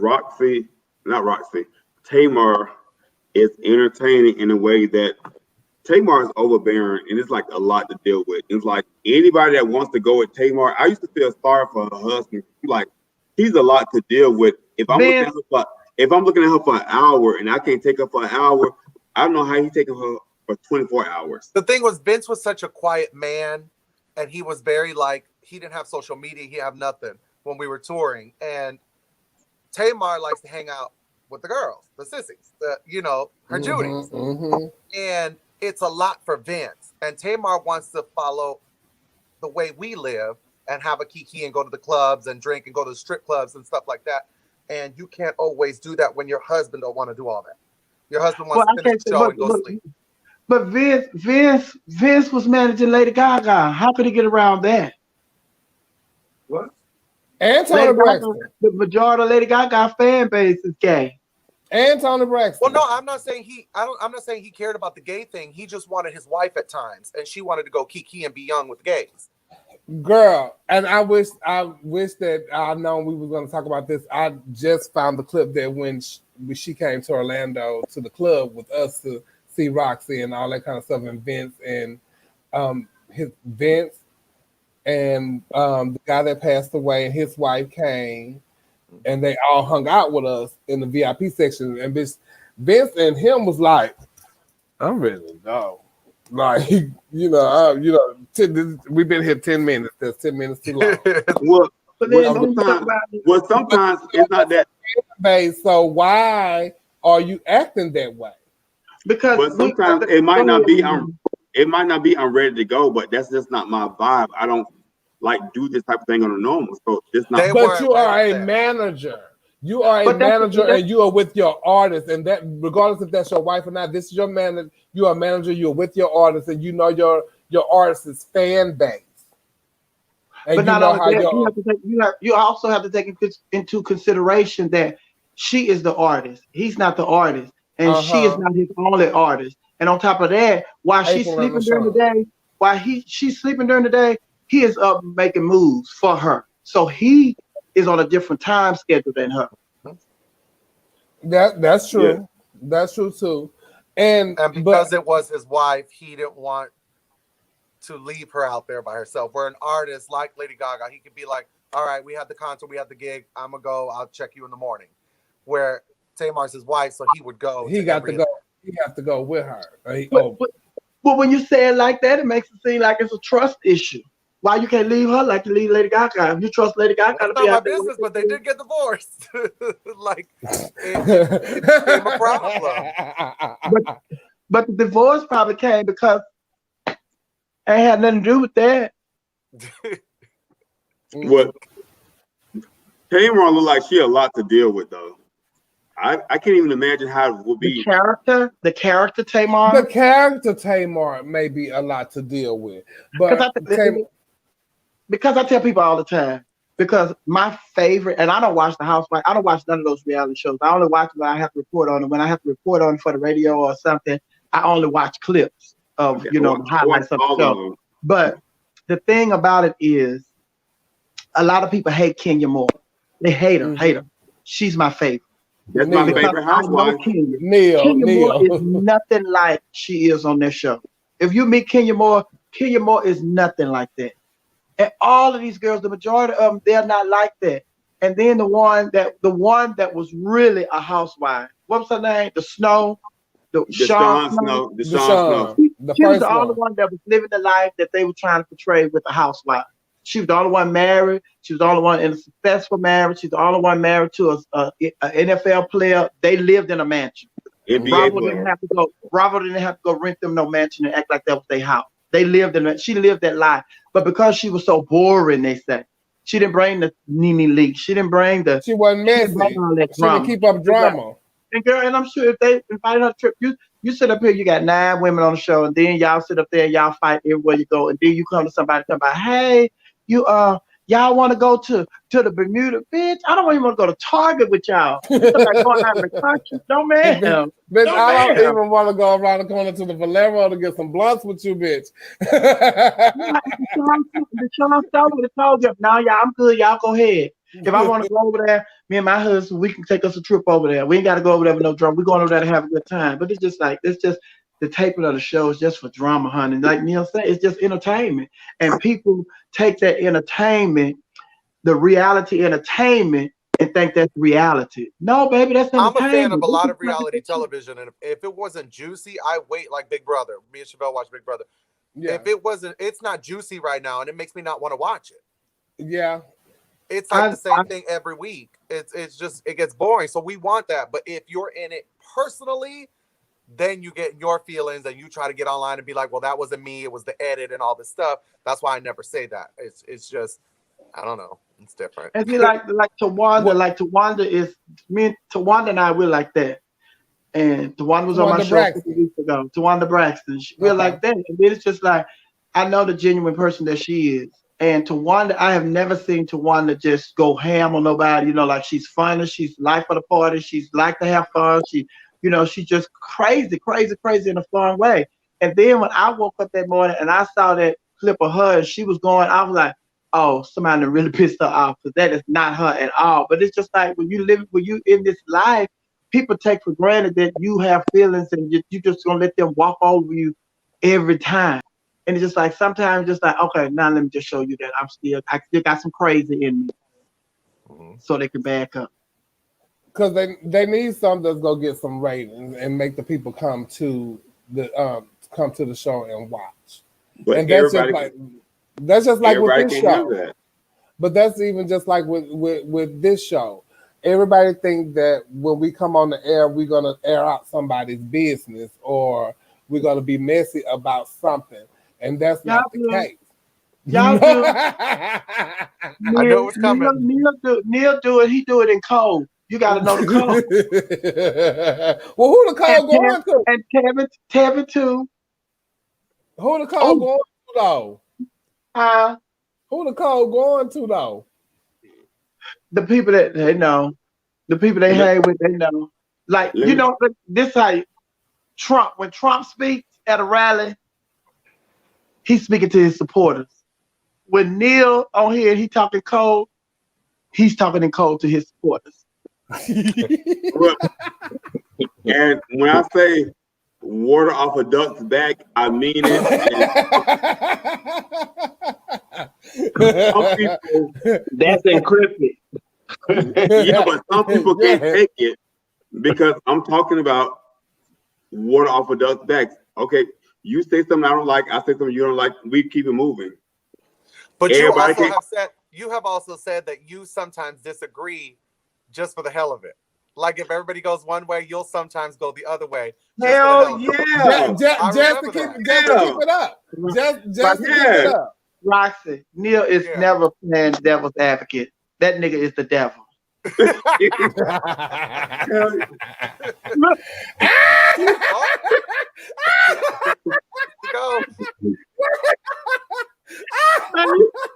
Better not spit my name, Neil Dupree. Y'all have woke her up, baby. Y'all have woke. Y'all. So when I say water off a duck's back, that's what I mean. Water off a back. Oh God, Naisha, hey girl.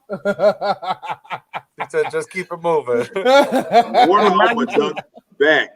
So now you saying now you got a duck back.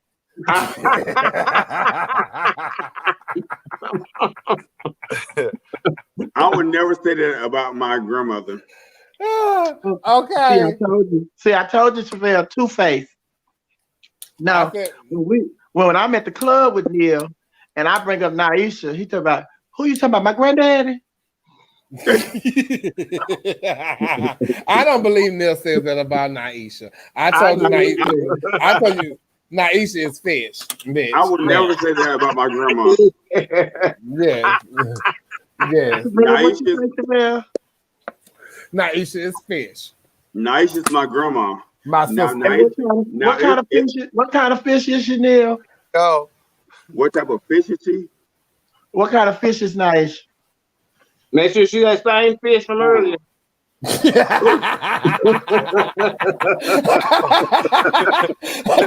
She might be.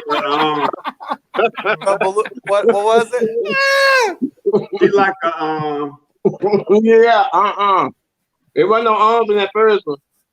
Anyway, she like salmon. Huh? She's salmon. Everybody loves some salmon. Ooh, girl, this smoke bothering you? Girl, yeah. Everybody loves salmon, so she's salmon. Because now you say no salmon. Who said he's a beluga whale? Oh my goodness. Who said that? Who said that? Sophia said something about that. No, Neil said it. Now you say, oh, what did I miss? Neil said you was a beluga whale, and Sophia tried to call you to tell you. Well, first off, I've never said a beluga whale. Child, let me send my sister the link. Some form of a whale. No, I first off said when Chevelle said he wasn't. When Chevelle said he wasn't, I mean, Sophia said she wasn't fish. I said, oh, was she a shark? She's like, she's not a shark. I said, oh, she a whale. I said trial perch because there's all different kinds of fish. Tevin, don't try to bring discourse over here because your mom ain't talked to you in 2 weeks. All you gotta do is go back and listen. It's on YouTube, so y'all go subscribe, Chevelle Brooks 75, and we'll talk about it in the after show. Maybe Naisha come on with us just and talk with them. But look, yeah, hold on before you go into that. I just want to let you know the girl's gonna be upset with me again, girl. Why, girl? What is that? You got your peach.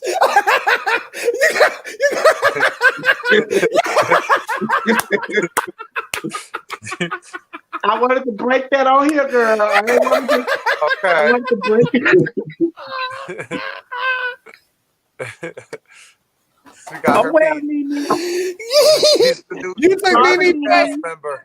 You took Nene place, girl. No, I ain't took her place. I replaced her. Oh, bitch, that's how you do it, bitch. Yes, ma'am. Yes, ma'am. And I don't even like the show. You haven't even watched it. They have been calling her a drag queen for years, so might as well replace her with a drag queen. Hold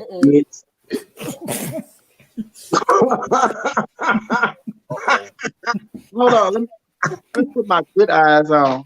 Bitch, Rosa, we're not gonna say that at the same time.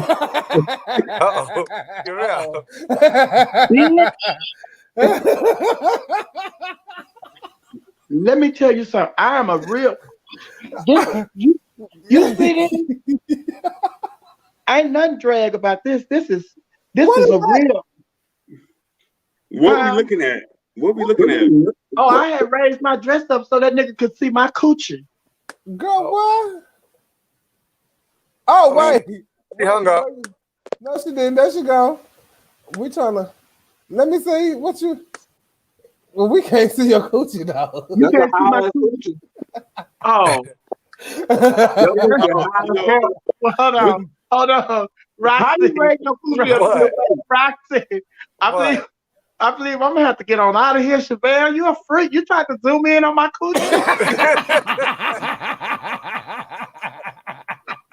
But girl, how you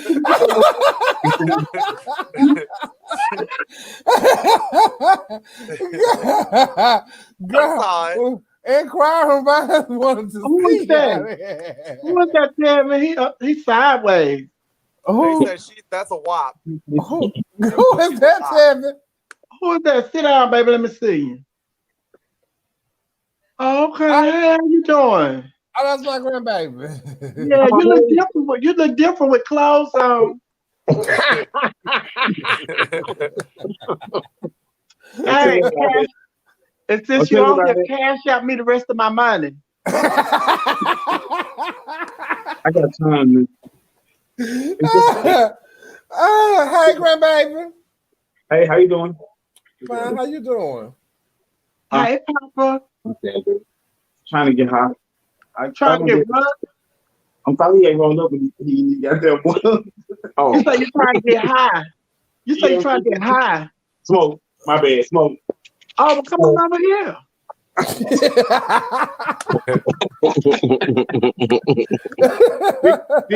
Speaking on getting high. I'm gonna blow you a charge. Come closer. Girl,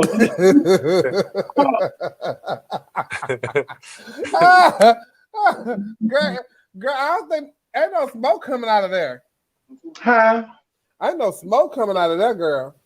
Oh, girl, your lens must be foggy, girl. Okay, let me see. Hold on. Oh, what? Okay, let me see. Waiting. Girl, I put it out, honey. You about to choke me. You trying to choke me? Girl. Okay. Just took 6 puffs. Look, y'all. So Neil didn't tell y'all because we was off last week, but Neil actually went to the march in Washington was the last week, Neil? Neil didn't go to no march. He was there. I saw pictures and he didn't send them to me, but I saw him on his page. He was there, but he wasn't there for the march. But he went. He went there. He went there. He wasn't there for the march. He was trying to find something new to munch on. At the march? Let me explain something. So the person that I munch on, we went together.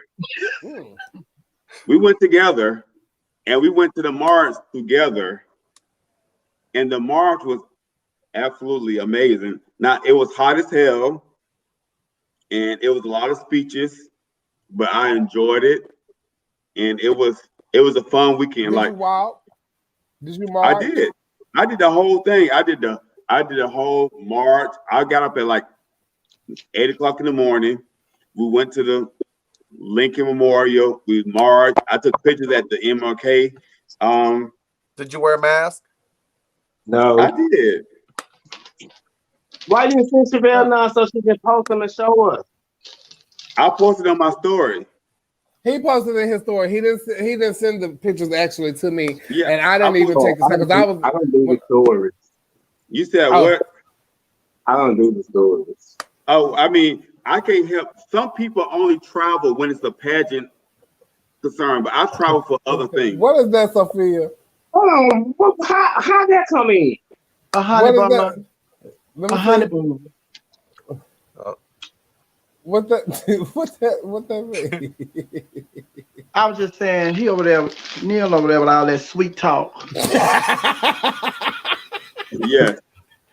Sophia can't take me. That's the problem. Sophia can't take me. Nowhere. Yeah. Can't take you nowhere. Girl, he went to the march though. He did go to the march. That's not a lot of people at the march. But he wasn't the only one at the march that went there for other things.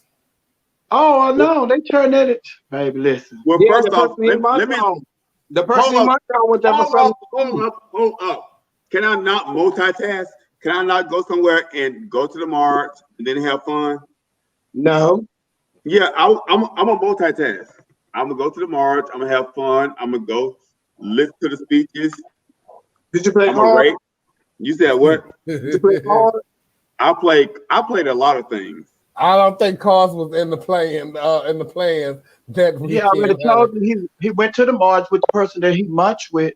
And they Hello. had other plans other than marching. Look, and then Draco holler. But how was it though? It was not. It was very nice. Girl, didn't I tell you? And I had a great time. Actually, me and Al went to the march together. Al Malone.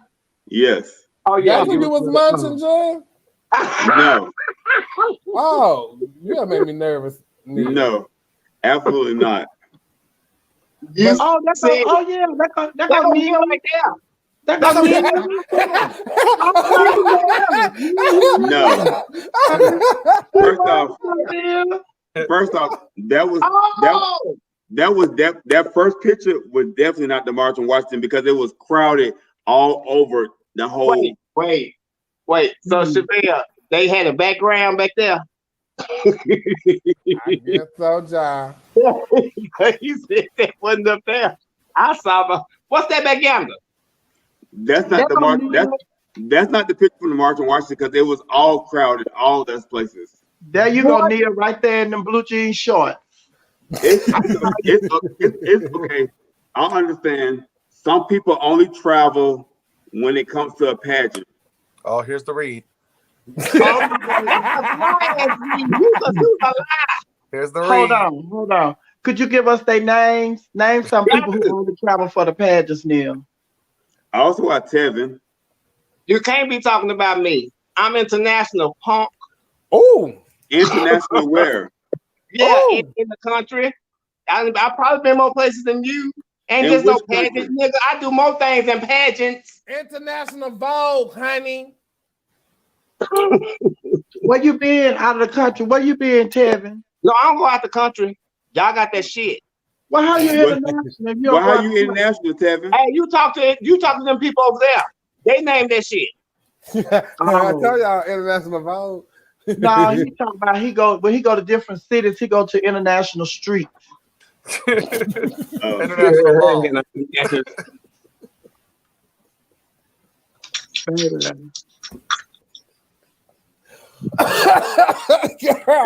It's okay. Oh, I had a good time in DC. This smoke bother you? Yes, girl. Yes, that's something you over there smoking is some really potent stuff, girl. Girl, you know smoking make me munchy, girl. I get munchy when I smoke. What you getting? Some those puffs. I don't like puffs though. Huh? I don't like puffs. Why you don't like them? I used to like puffs. I like the regular Cheetos now. Y'all still got some international jokes. She just told you, hold on, let me go get it for y'all. Yeah, because you been saying, let me go get my motherfucking plate.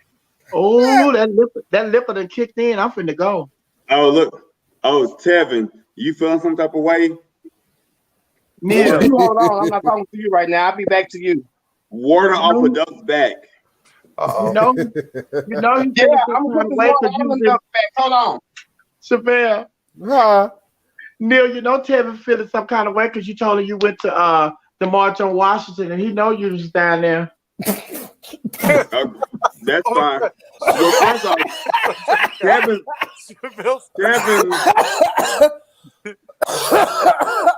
Girl. Oh my God. Oh girl, you got that hair rub. Tevin is feeling some type of way because I went to Washington. I got them too. I went all the way to Washington and he went to Memphis to be international. Uh-oh. Oh, girl, let me go. I got the munchies, girl. I've been smoking. Girl, if I tell you, what did Tevin go get? He went to the car. Yeah, it's getting past my bedtime. We were supposed to start at 11. Oh my God, that's so girl. The girls want to start doing me like that. Just okay. See, that's how them drag. See, that's how them drag race girls do. So Don't do it. Yes, Don't do it. girl. So, They, Roxy, they try to be well, professional.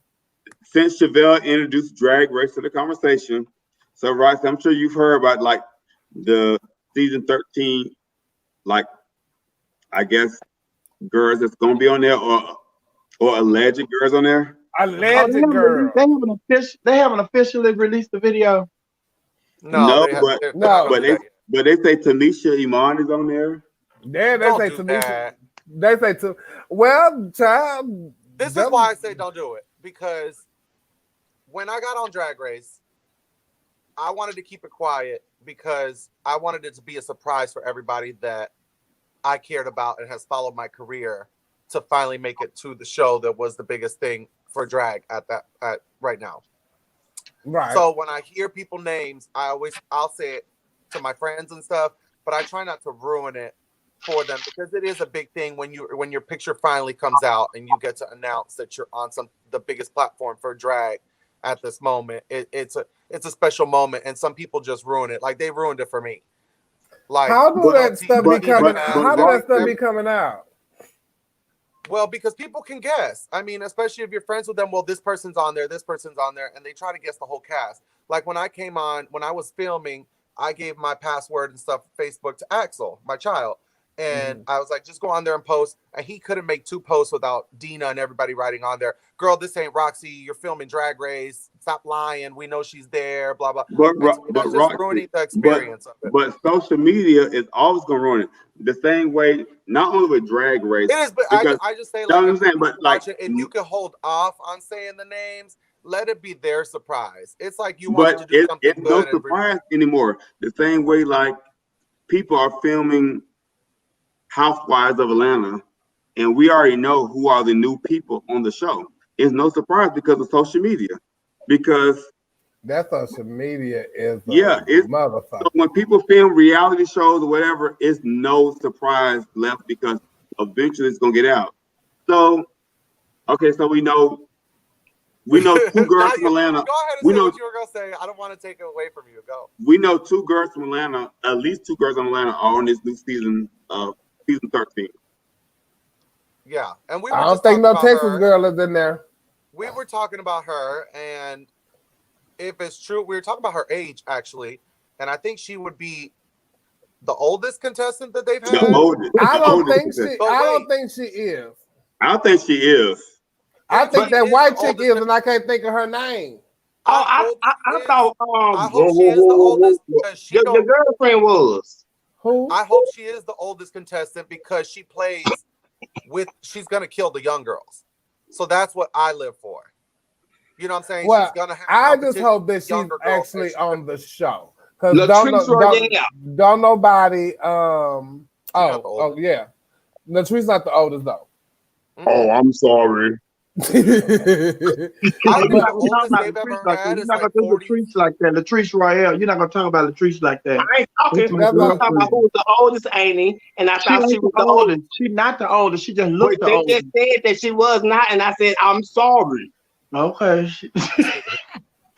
think the oldest that they've had is early 40s, early to mid 40s. I don't think they've had older than that. Well, since we're talking about it, I mentioned what's called Victoria Park was old, and she was on the first season.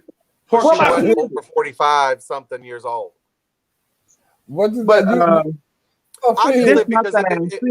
I'm just breaking a lot of stuff, giving you a lot of exclusives tonight, girl.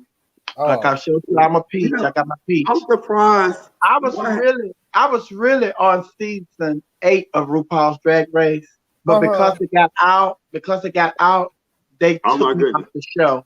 And that's what they do when you put girls' names out there that are on the show. They think that you told that you were on the show, and so they take it out on the contestant, and they put me out. Wait, Sophia, are you really Bob the drag queen?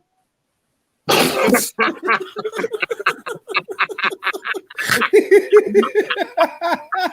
would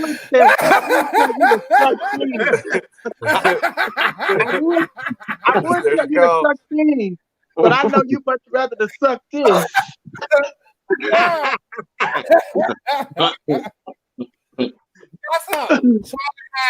Charlie Hines. Hold on. Now, Now, Neil, what do you mean by calling me Bob the drag queen? Well, you said season 8, and season 8, Bob the drag queen won. But no, you said, am I saying I'm Bob the drag queen? As if that was a negative. No, you look like Bob the drag queen, and Bob the drag queen won. But he won, but do you like how he looked? What? Girl, It doesn't matter how you look. He won. But you had said that and they fell out. Why did they fall out? They didn't fall out because he won. Hold on, man. I'm coming to Neil. You know what, Sophia? What, Neil? You got to be Bob the drag queen from season 8. You can be Roxy Andrews from season 5 and lose. No, but I don't want you to change the subject. You said am I Bob the drag queen? And Chanel and Roxy and Tevin fell out. So now I'm trying to figure out what did you mean by saying am I Bob the drag queen? I was really trying to give you something to live up to. No. I love that. Yeah, Charlie Hides is the oldest. Thank you. Charlie Hides was the oldest so far. Y'all don't know how old this other contestant is. To me, she don't look the age, and she don't act the age, and she don't kill with the little girls. And even if she's on the show, because we don't know that these people are on the show. So, we haven't, we don't know. Well, girl, they got on the show, she's the oldest. Holland. Did you see that? That what? They just released the cast for the actual promotion for Drag Race Holland. Oh, really? I didn't know that. Oh, so Tamisha in Holland? Holland. Oh. It's go to Tamisha over there in Holland. No, not on. No, Tamisha, you're so stupid.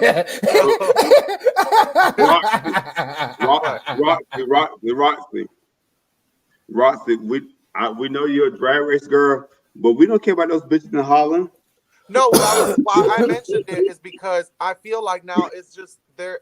I think it's gotten to the point with the show, and this is just my opinion, but I feel like it's getting oversaturated, and now it's just they're gonna be Holland. Well, how many other cities are you gonna add?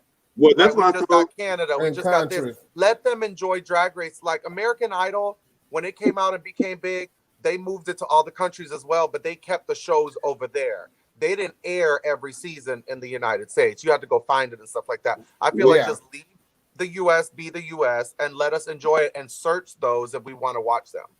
Right. I'm glad you said that, right. Now, Neil, back to me being Bob the drag queen. Now, when you said that they fell out laughing, why did they fall out laughing? Because you were saying it as though I was the winner. You were calling me a winner, but they fell out laughing. Why did they laugh?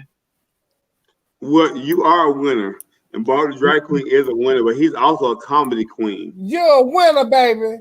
The women love you, the men love you, the drag queens love you. Why did you laugh when he said that? Because let me hold on, she laughed. Hold on, Neil. She laughed. I want her to tell why she laughed. Because I got Bob the drag queen. He watched it. I texted him and told him to watch. That's fine. I live for Bob the drag queen and the aunties, but Bob the drag queen is the king. And y'all call him ugly. I didn't say that. That didn't come out of my mouth. That came out of Neil's mouth. Neil said Bob the drag queen.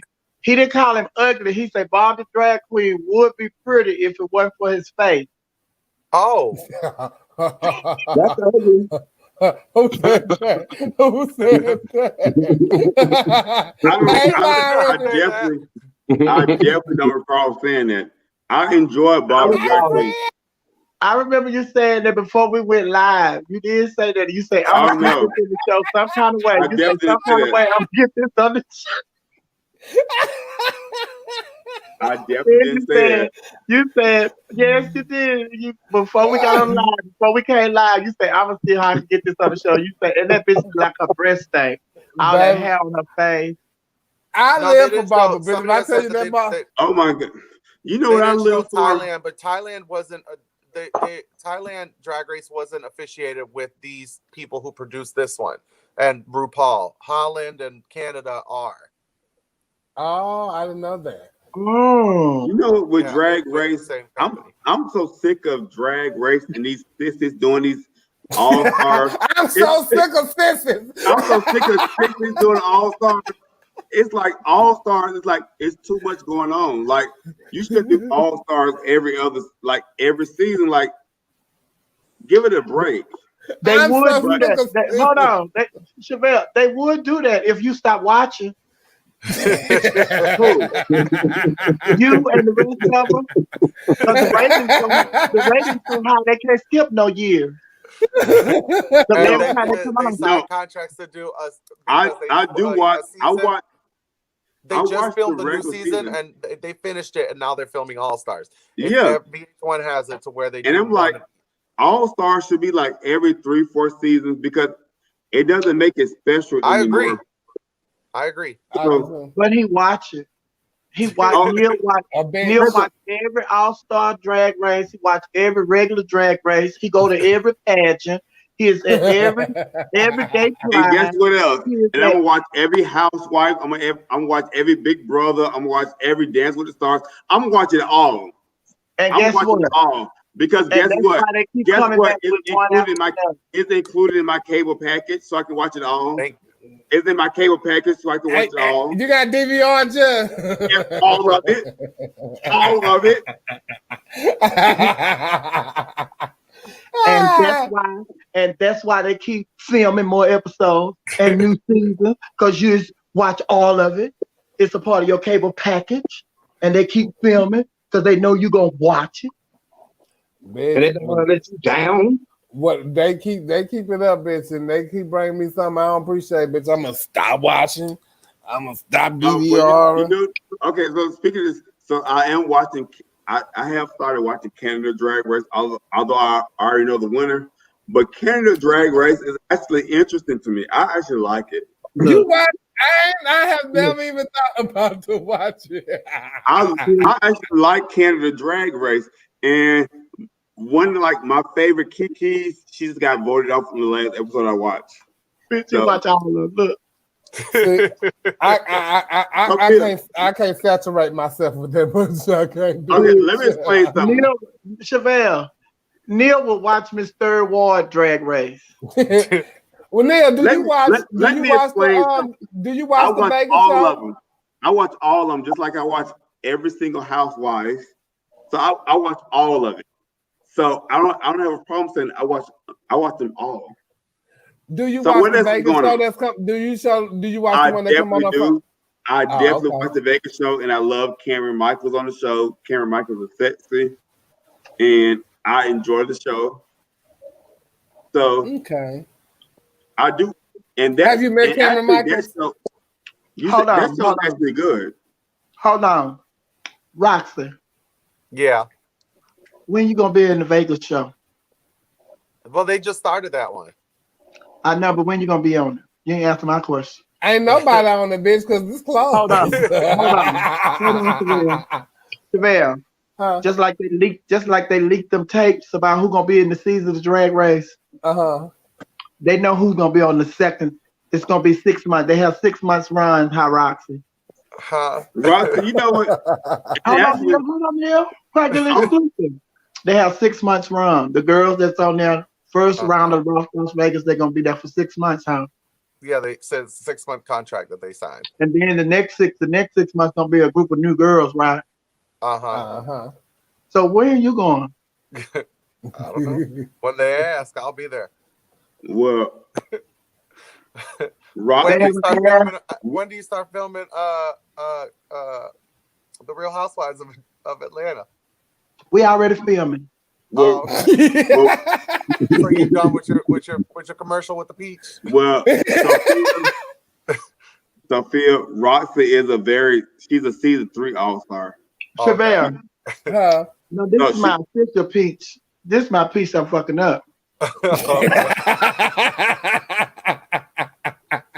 Speaking of reality stars and stuff and all that kind of stuff, child, and celebrities, congratulations to Tiana Taylor. She just had a baby, her Iman. This child, she had a baby, bitch. And if I tell you, Iman is over there putting that old yard in her honey, and if I tell you, ooh. Ooh, baby, I live, child. And huh? He said, "Tap." You had a baby, girl. Yeah. Okay. Girl, I like babies, child. People have babies every day. They sure Yeah. do. And my girlfriend Erica Dunlap, former Miss America, she is also pregnant. And why would you bring me that while I'm eating? Girl, it's a baby, girl. What are you talking about? That look like that peach you eating? Seville. Yeah. That's her first baby. Huh? That's her first child. Yes, that is Erica Dunlap's first child. Oh, Tiana's second, right? It's Tiana Taylor's second child. And Erica probably like in her mid-40s.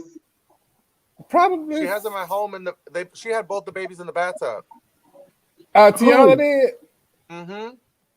Oh, really? I didn't know that. She had a midwife. She gives birth at home. Oh, wow.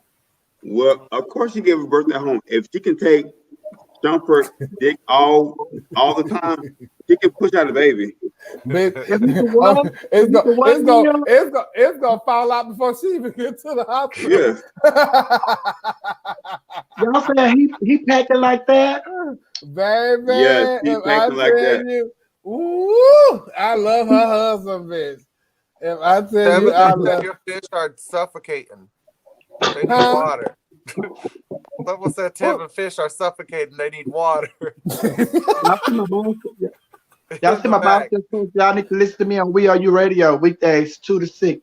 Weekdays We Are You Radio. Download it. We stream. WERU. Yes. Child, but about RuPaul's Drag Race, the new cast. So stupid. Girl, but all the moment. That's their moment. What y'all think about Nisa Nash getting married? Huh? What you think about Nisa Nash getting married to her wife? Was I the only one not surprised? I've always thought she was some type of something dipped in depths, but so I didn't really care. I was just happy for the fact that she did it. You know, she's happy. She got married a couple of times. Oh well, they disappointed her, so she went on to what makes her happy. So no, they didn't disappoint her. They didn't disappoint her. She disappointed herself. She knew that ain't what she wanted them first 2 times. You know, when she walked down that aisle with that man the first time, when she walked down that aisle with that man the second time, she already knew that she wanted. I'm happy for her. I live for Nisa Nash. I think she's the team. So I love Nisa Nash, honey. I do too. I wish she had just married Jennifer Lewis, though. I think they would have been a good couple. Girl, no. What? Girl, no, man. Jennifer Lewis too old. That bipolar, honey, go kick in. And all that. You still with them young kids there. No, Jennifer Lewis, what you say? She old.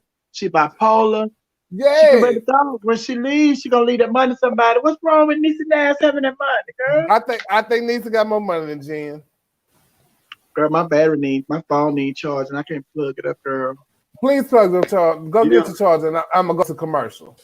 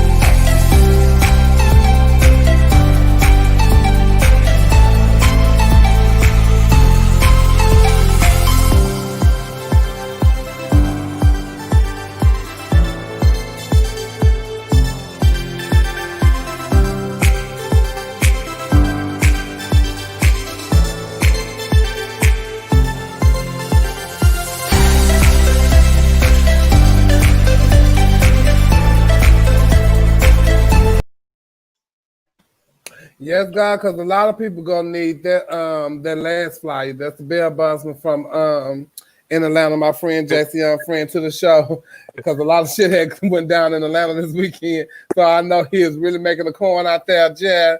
Can we please talk about Big You Brother? know, during your commercial break, I was like going through the comments, and I saw somebody like named Lisa Smith saying Neil looks like he's giving birth at home.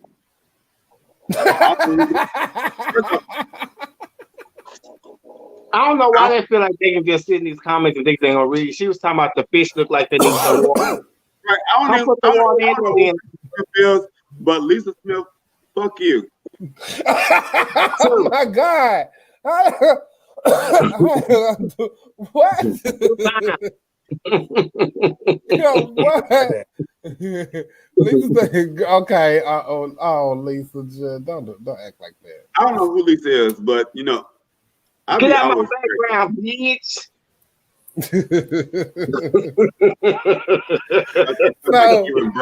Somebody giving birth at home, you dumb bitch. Oh, no. Oh my God. Okay, so look. Okay, listen. So yeah, over the last week, I did my show with Savannah Westbrook, and I wanted to touch on this topic. And we had an interview, and we talked about her being homeless and what happened with her family and how she became homeless. So the next day, she received a message from her mother, and yes. And her mother was very upset with her about telling her side of the story. I don't know if you guys could read that, but if you can, send some hearts up or something. Let me know if y'all can read it. In other words, she said that Savannah called her a bitch in the interview.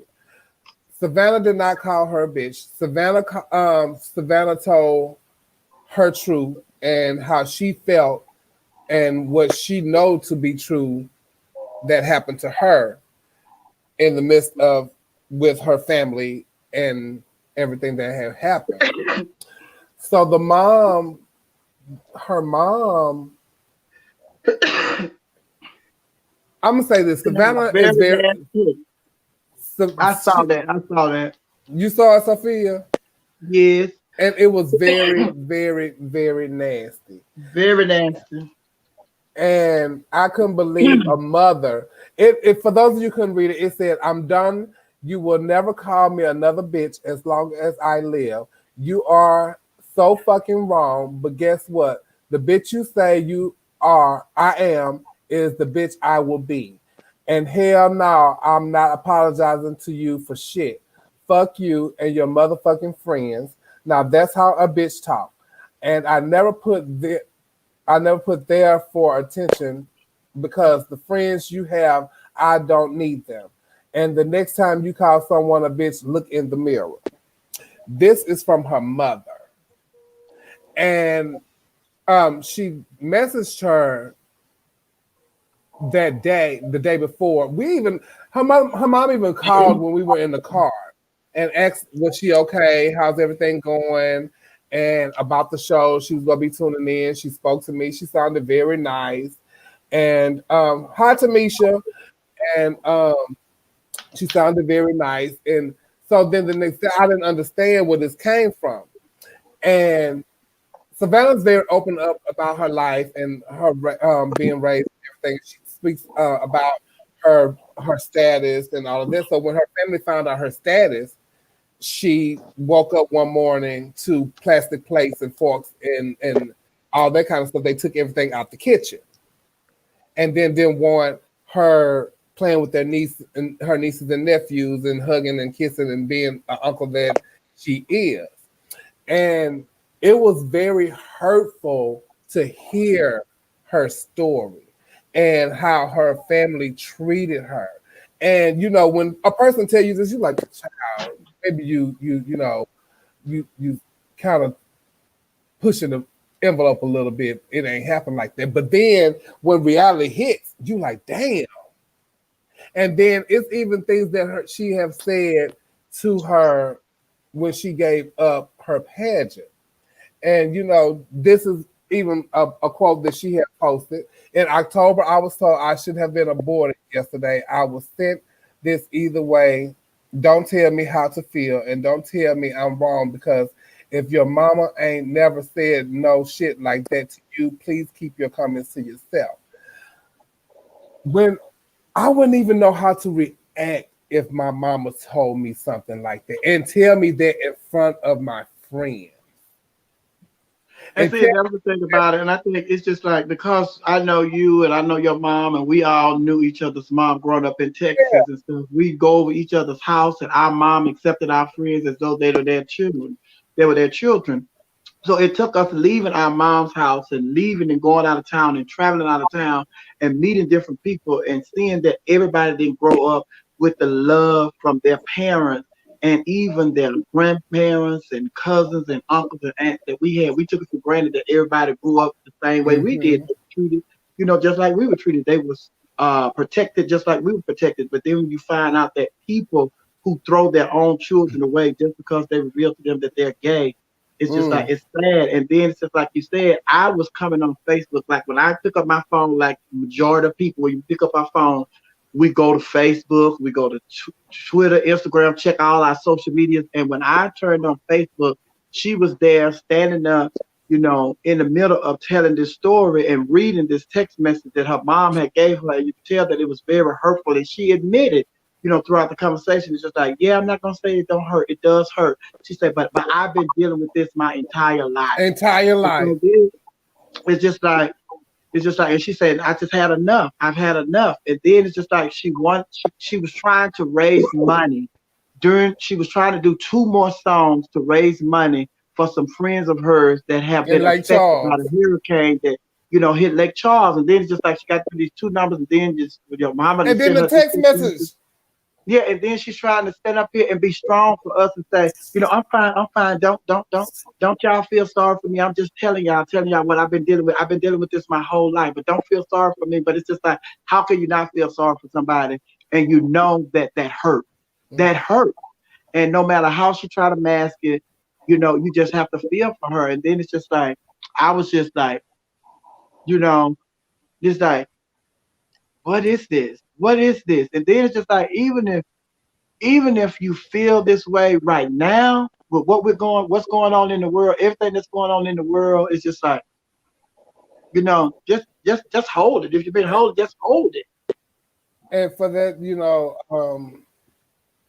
Roxy, you are very open about your relationship with your family and things that happen to you. And sometimes I think that's what makes the person who they are today. Whether after my family thing, I'm my family. My real family is gay family. Period. And that's when we come into play, because we don't know what a person has went through with their other family. And that's why we do become the mothers, the fathers, and all of that. That's why my mom, she just opened up herself to everybody, because she's always been the kind of loving mother. But to hear another person's story who mama rejects them or anything like that, that makes her want to take on them. So, and I think that's where I get it from. And it was just so hurtful. Do you know why she holds on to a connection with her mom? Because it's just like you only get one. You only get one. And then it's just like with people like I have met people and they say, I say, I don't care. I say, I don't know your situation. I only know my situation. And I hate that you didn't have a loving mom and parent, a loving father like I had. I say, so I can't understand, something that went on with you and your mom that is unrepairable.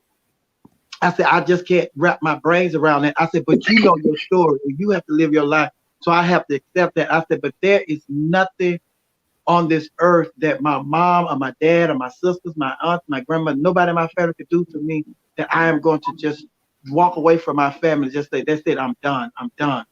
It's just But like that's if because I you could grew go up through with situations, it, because you've had Right. that connection that you wouldn't want to throw away. There are But people that have never had that connection. but but see, I'm like when you say that, go ahead, Neil. Sophia. I could never imagine walking away from my family. Like, of course, when I came out, my mother was well more accepted than my father.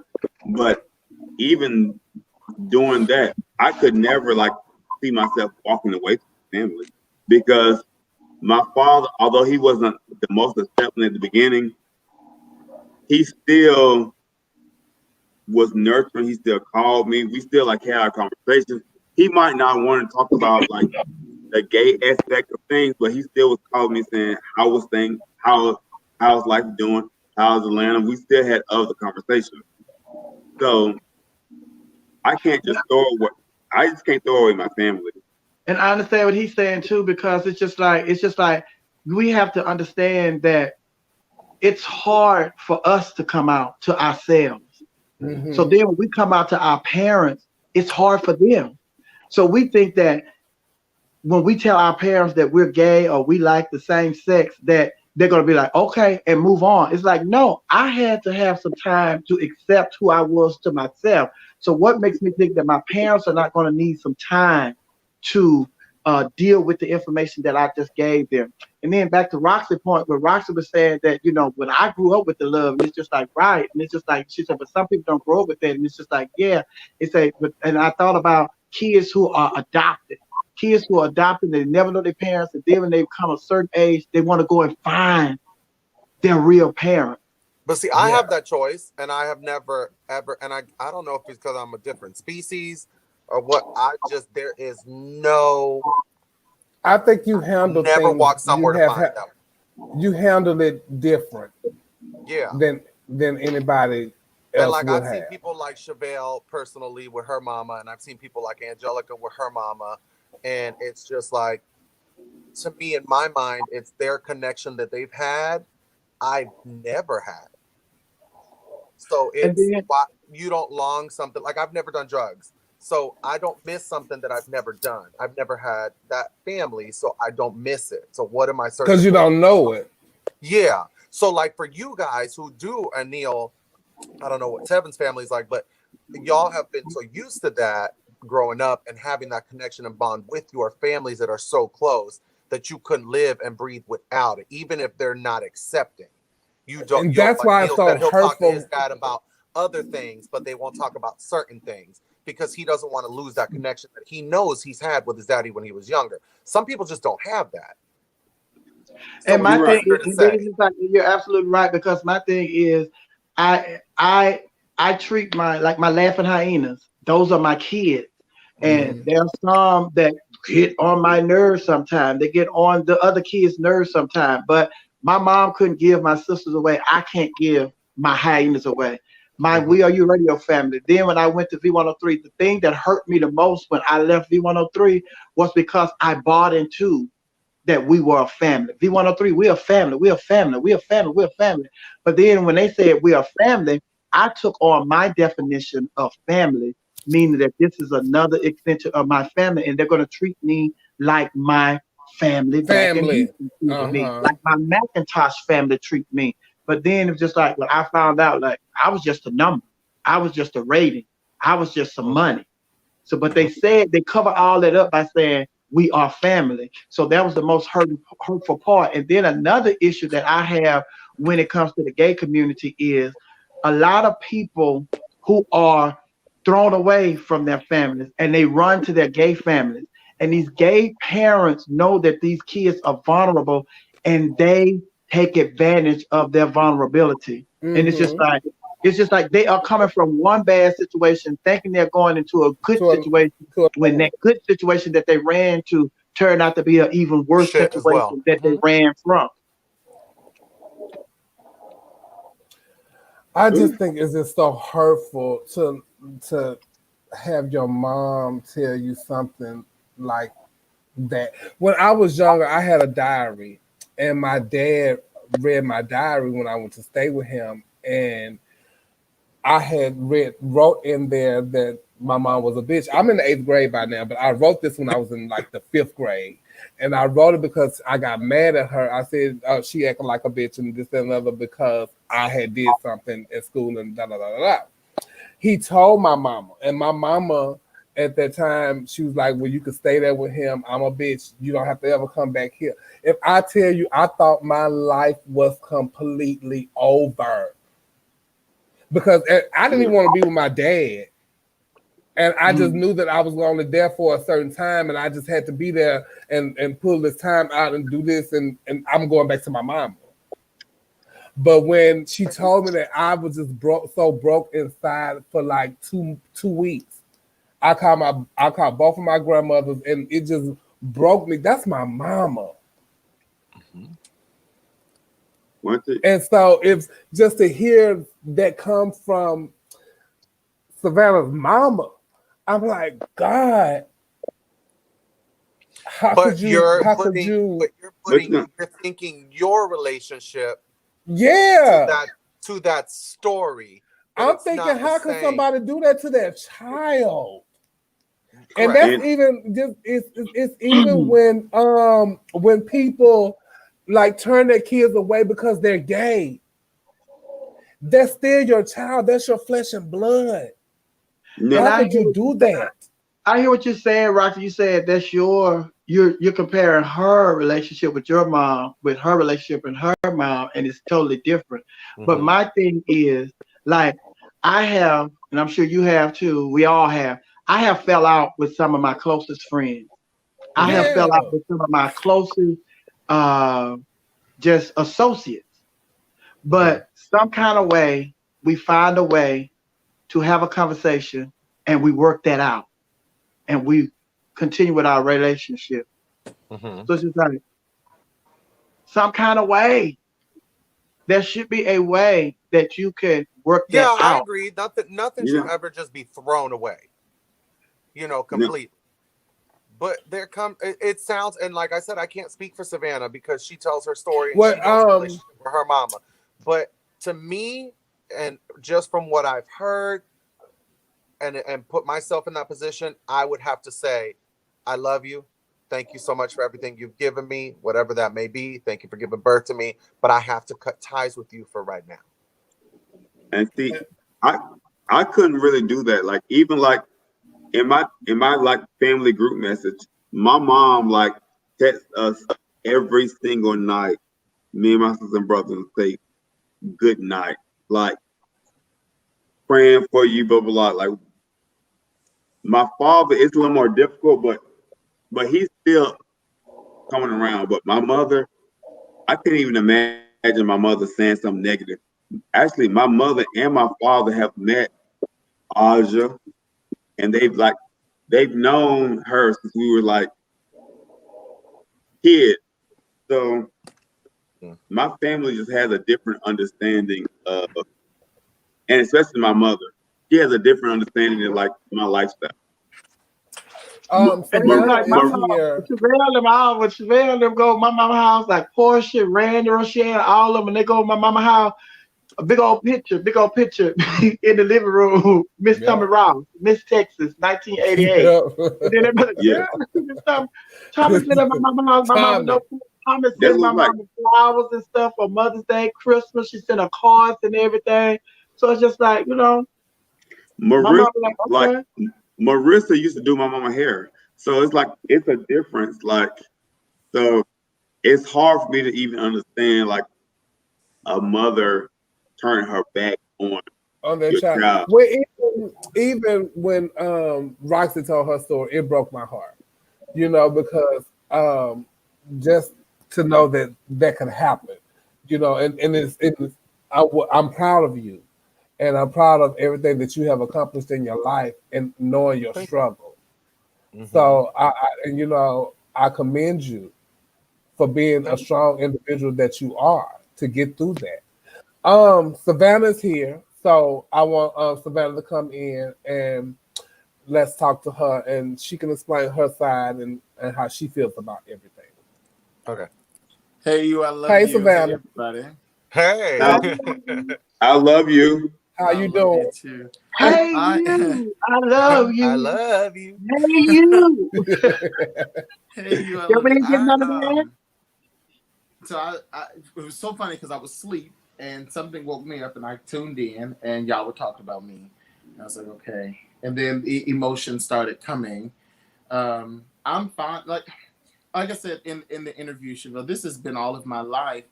The thing is, for me, you have a family that you know you belong to that you've never been good enough for. Then you have a family that the family that you know you belong to says that is not your biological family, but they are adamant that they are. So you don't want to be overbearing with them because in your mind, they don't have to love you. So then you have if people always I'm a very weird and quirky because when I do get friends, I work very hard to make sure that they know that I care, and I make sure that I try to be there as best as I can. But sometimes because of the way that I handle things, it can be a little overbearing. So I tend to just stay away. Like Savannah is very very vocal, but if any of you that have ever met me outside of Savannah, I'm very quiet and to myself for the most part. Because when you grow up not belonging, even when people tell you you belong, you still just don't feel like you do. And that goes to those characters that we talked about with Tamar and all the rest of the people that are in the entertainment industry. You have a character, and Savannah's a character. Yeah. And then this one, I want you to speak to the people, Savannah, and I want you to let them know when you're dealing with what you deal with your family, and you go around somebody like a Chevelle and her mom, or you go around some of your friends and their family, and you see the closeness with them and their mom, what does that do to you? I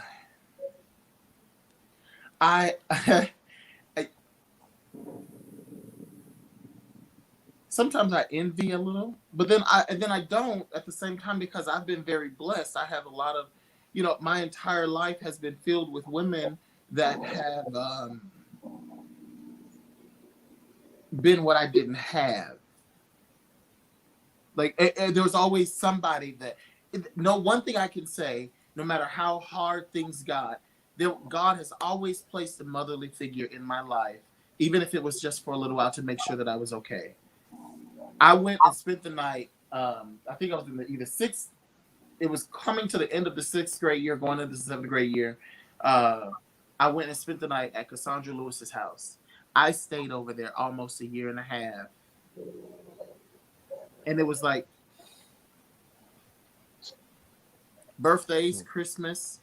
It was just a regular thing. It was a regular for thing. you. Nobody thought twice about it. Nobody thought, and so when things Not happen, even your mama. No, her. You can ask her. You can call her. Her name is Cassandra Lewis. Her son's name Broderick Puff. That's my god, bro. I stayed with them, and you would think that you'd have thought that she was my mom, and then Mama Cassie came into play, and they knew that I had nowhere to go. But the fact is, I was asked to leave, and I left. I couldn't by right go into anybody's anything and assume that because I'm a drag queen or we work together that we're sisters. Y'all don't know me. None of them did. Mm-hmm. I was just another bitch that came in with a suitcase full of shit that needed to work, and Ruffy said okay.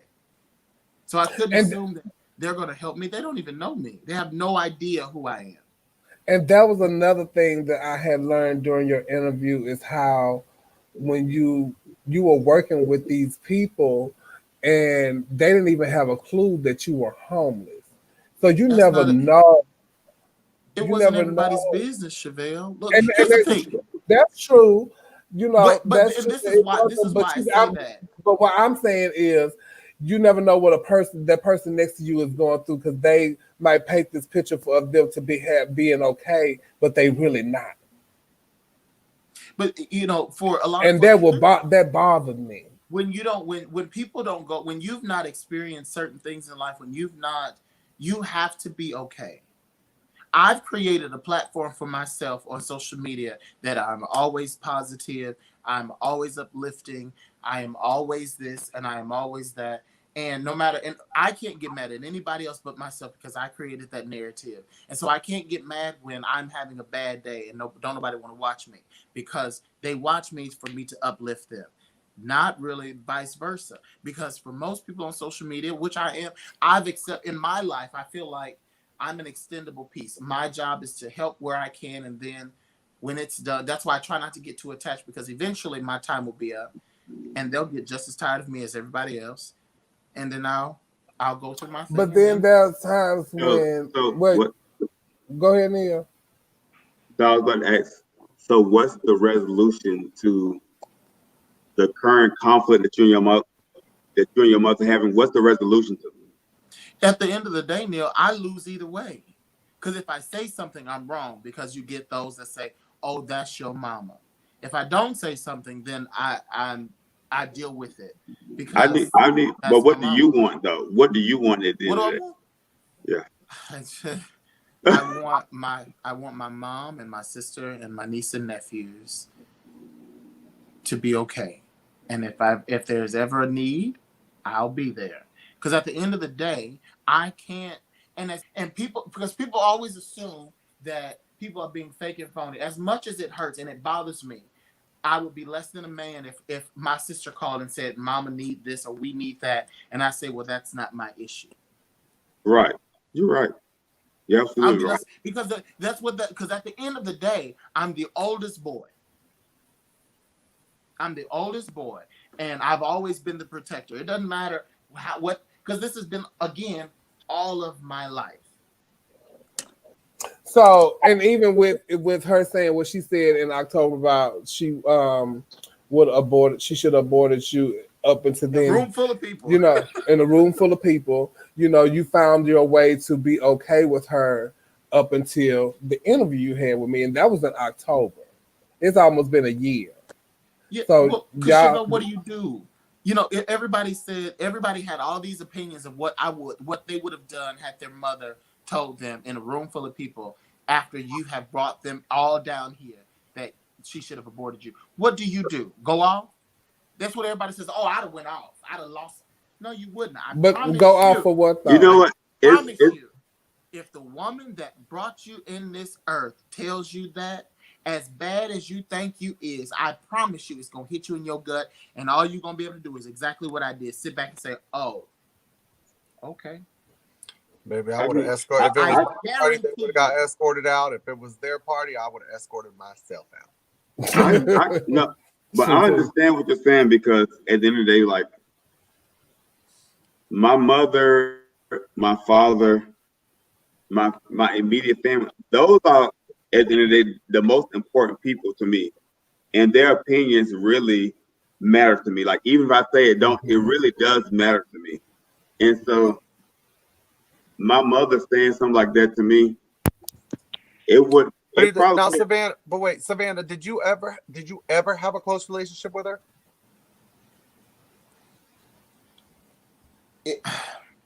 It's always been a complicated relationship. Since you were a baby and everything. This is what I think. This is what I think the issue is. When my father questioned paternity, my dad was if we're being very honest, my dad was a catch.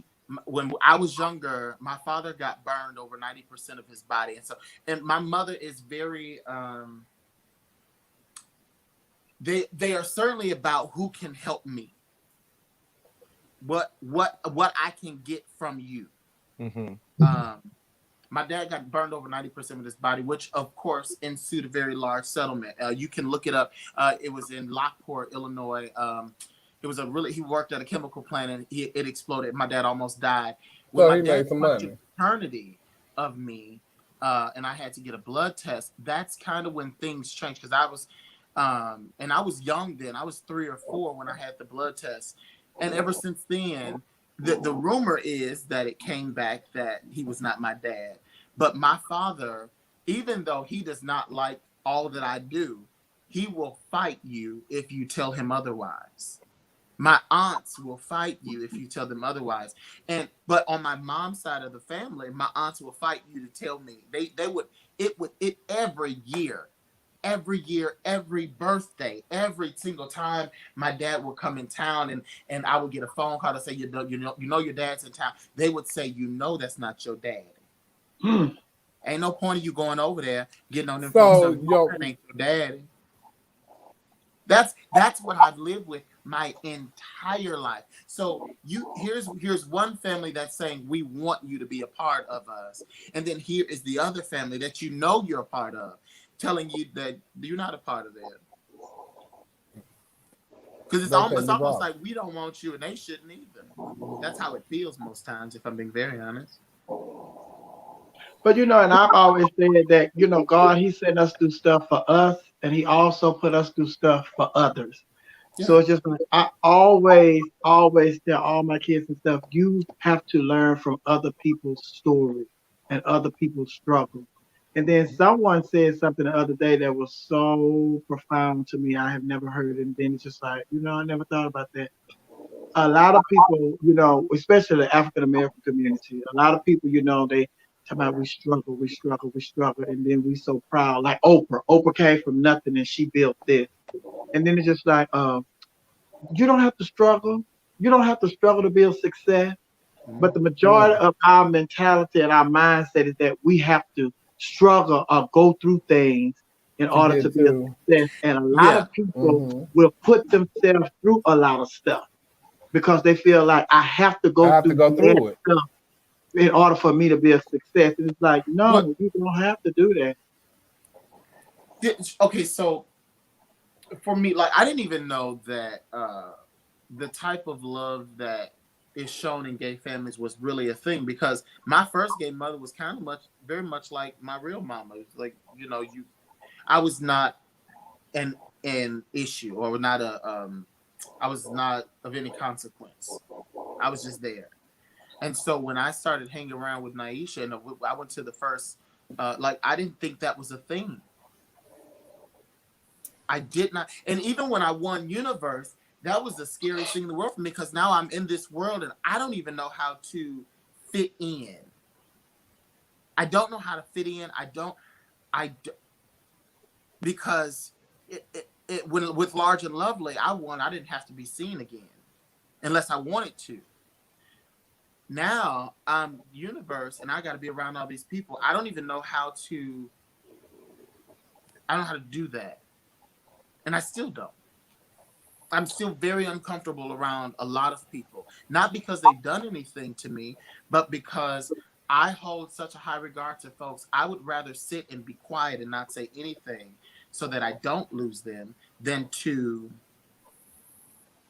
enjoy my time with them than to engage and fear of them not liking me.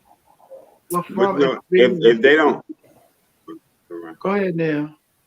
I'm saying, but if they don't like you, then that's their problem. Because the one thing in my family that is a sign in my family that as soon as you walk in, is that balance is a form of acceptance. So even if I don't agree with somebody or I don't say something, I'm still going to express how I feel. And I almost feel bad, like when I hear stories about different people that go through different things, because I don't know that experience, because my parents have been together for over 40 years. They've been married. And it's like, I just don't understand certain things because that's not my story, really. Right. Now, my mother is way more accepting than my father, but collectively, I have the support of both of them, like where they both call, where they both engage in what's going on in my life. My father at the beginning did not necessarily accept the whole gay thing, but it's a transitional process. He has to go through his transition, and I accepted that. And my mother actually let me know, it's like, this is new to him, so you have to let him go through his process as well. So it's so weird when I hear people. with the stories they go through because I want everybody to have almost my family story. Where like first my mother's been to like university. She's been to the money. So she still has a picture in her house from the Monday Night Show at the old track, and there was a picture of her, Gamora, and Kenya sitting at the same table. This is well before Kenya was a housewife, but she still has that picture because she like. When I told her I was gay, my mom was like, "Well, I need to meet your friends because I wanted to see the people that you're hanging around." Oh no! When I was found out, I was set out that same day. Yeah. My mother has been around. My mother's been to Naisha house when she stayed out Galesburg. My mom is actually jealous of Naisha, very much so. Oh wow! Okay, so y'all listen. We gonna go to the after show. Before we go to after show, I want to say this because Savannah brought this up. She said that when she was Miss Black University, she said that she didn't know how to fit in. She didn't know how to fit in, and I learned this lesson a long time ago. When I graduated high school, my last day graduating, I got off the school bus and I set my foot on the ground, and I knew I didn't have to go back to high school and everything to go through the ridicule or being called a sissy, a faggot, or none of that. I knew I didn't have to deal with that no more, and I felt like I actually exhaled. And from that day on, all you have to do, I learned that all you have to do is show up. You just have to show up as yourself. Mm-hmm. And don't try to send a representative. Everywhere you go, you show up as yourself. And like Neil said, either people like it or they don't. I go to Miss USA. I do the same thing at Miss Gay USA that I do when I go to Black Universe. Whenever I go to San Antonio, no matter where I go, I just show up as Sophia. I don't try to be a different Sophia in front of this audience and that audience. I'm consistent, and that's all you have to do. And that's the best thing that you can do for yourself because you're always with yourself and you're going to always be yourself. Right. So always be yourself and just show up as yourself, and you're fitting in. Okay, so I completely agree with you, but what I think that people miss, I think it's the missing piece is that is who I am. It is who I am too. If I'm uncomfortable to retreat a little bit, I just that it's I mean the only thing I can say is this has been all of my life. I know, and I know, and I'm not no therapist, I'm not no doctor, and I'm not like that, but because of your experience, it's hard for you to accept what somebody is given when you haven't gotten that your whole life. You question, is it real? Is it genuine? What is this? Because you didn't get that. Your foundation wasn't built on that. So you question that. You retreat. You sit back and you observe and you just look, as opposed to being you. And if they reject you, good. You don't have to waste your time trying to entertain nobody that is not worth you entertaining them. Well, Sophia, as much as I agree with you, I have to disagree too. It's easier for people that have gotten there that have had like. That's just not. I see it for a lot of folks. I feel like everybody has a role in life, and I feel like my role in life, I go through what I go so that way I can share it and help people else that go through the same thing, and that's where my healing comes through. So I don't want to cut y'all off, but we have to go to the after show now. And, no, we don't. Yes, we do. I'm going to bed. Then you're gonna come to this after show. Oh, it's the lipstick. I love it too. It's time to turn it up a little bit. Chevelle Brooks 75 on YouTube, you guys. Please join us.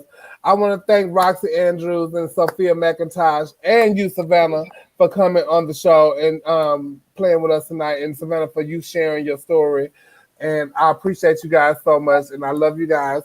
Do y'all want to say something before y'all leave? How long before the after show starts? I need like 10 minutes. That's all I need. Roxy, you going to the after show?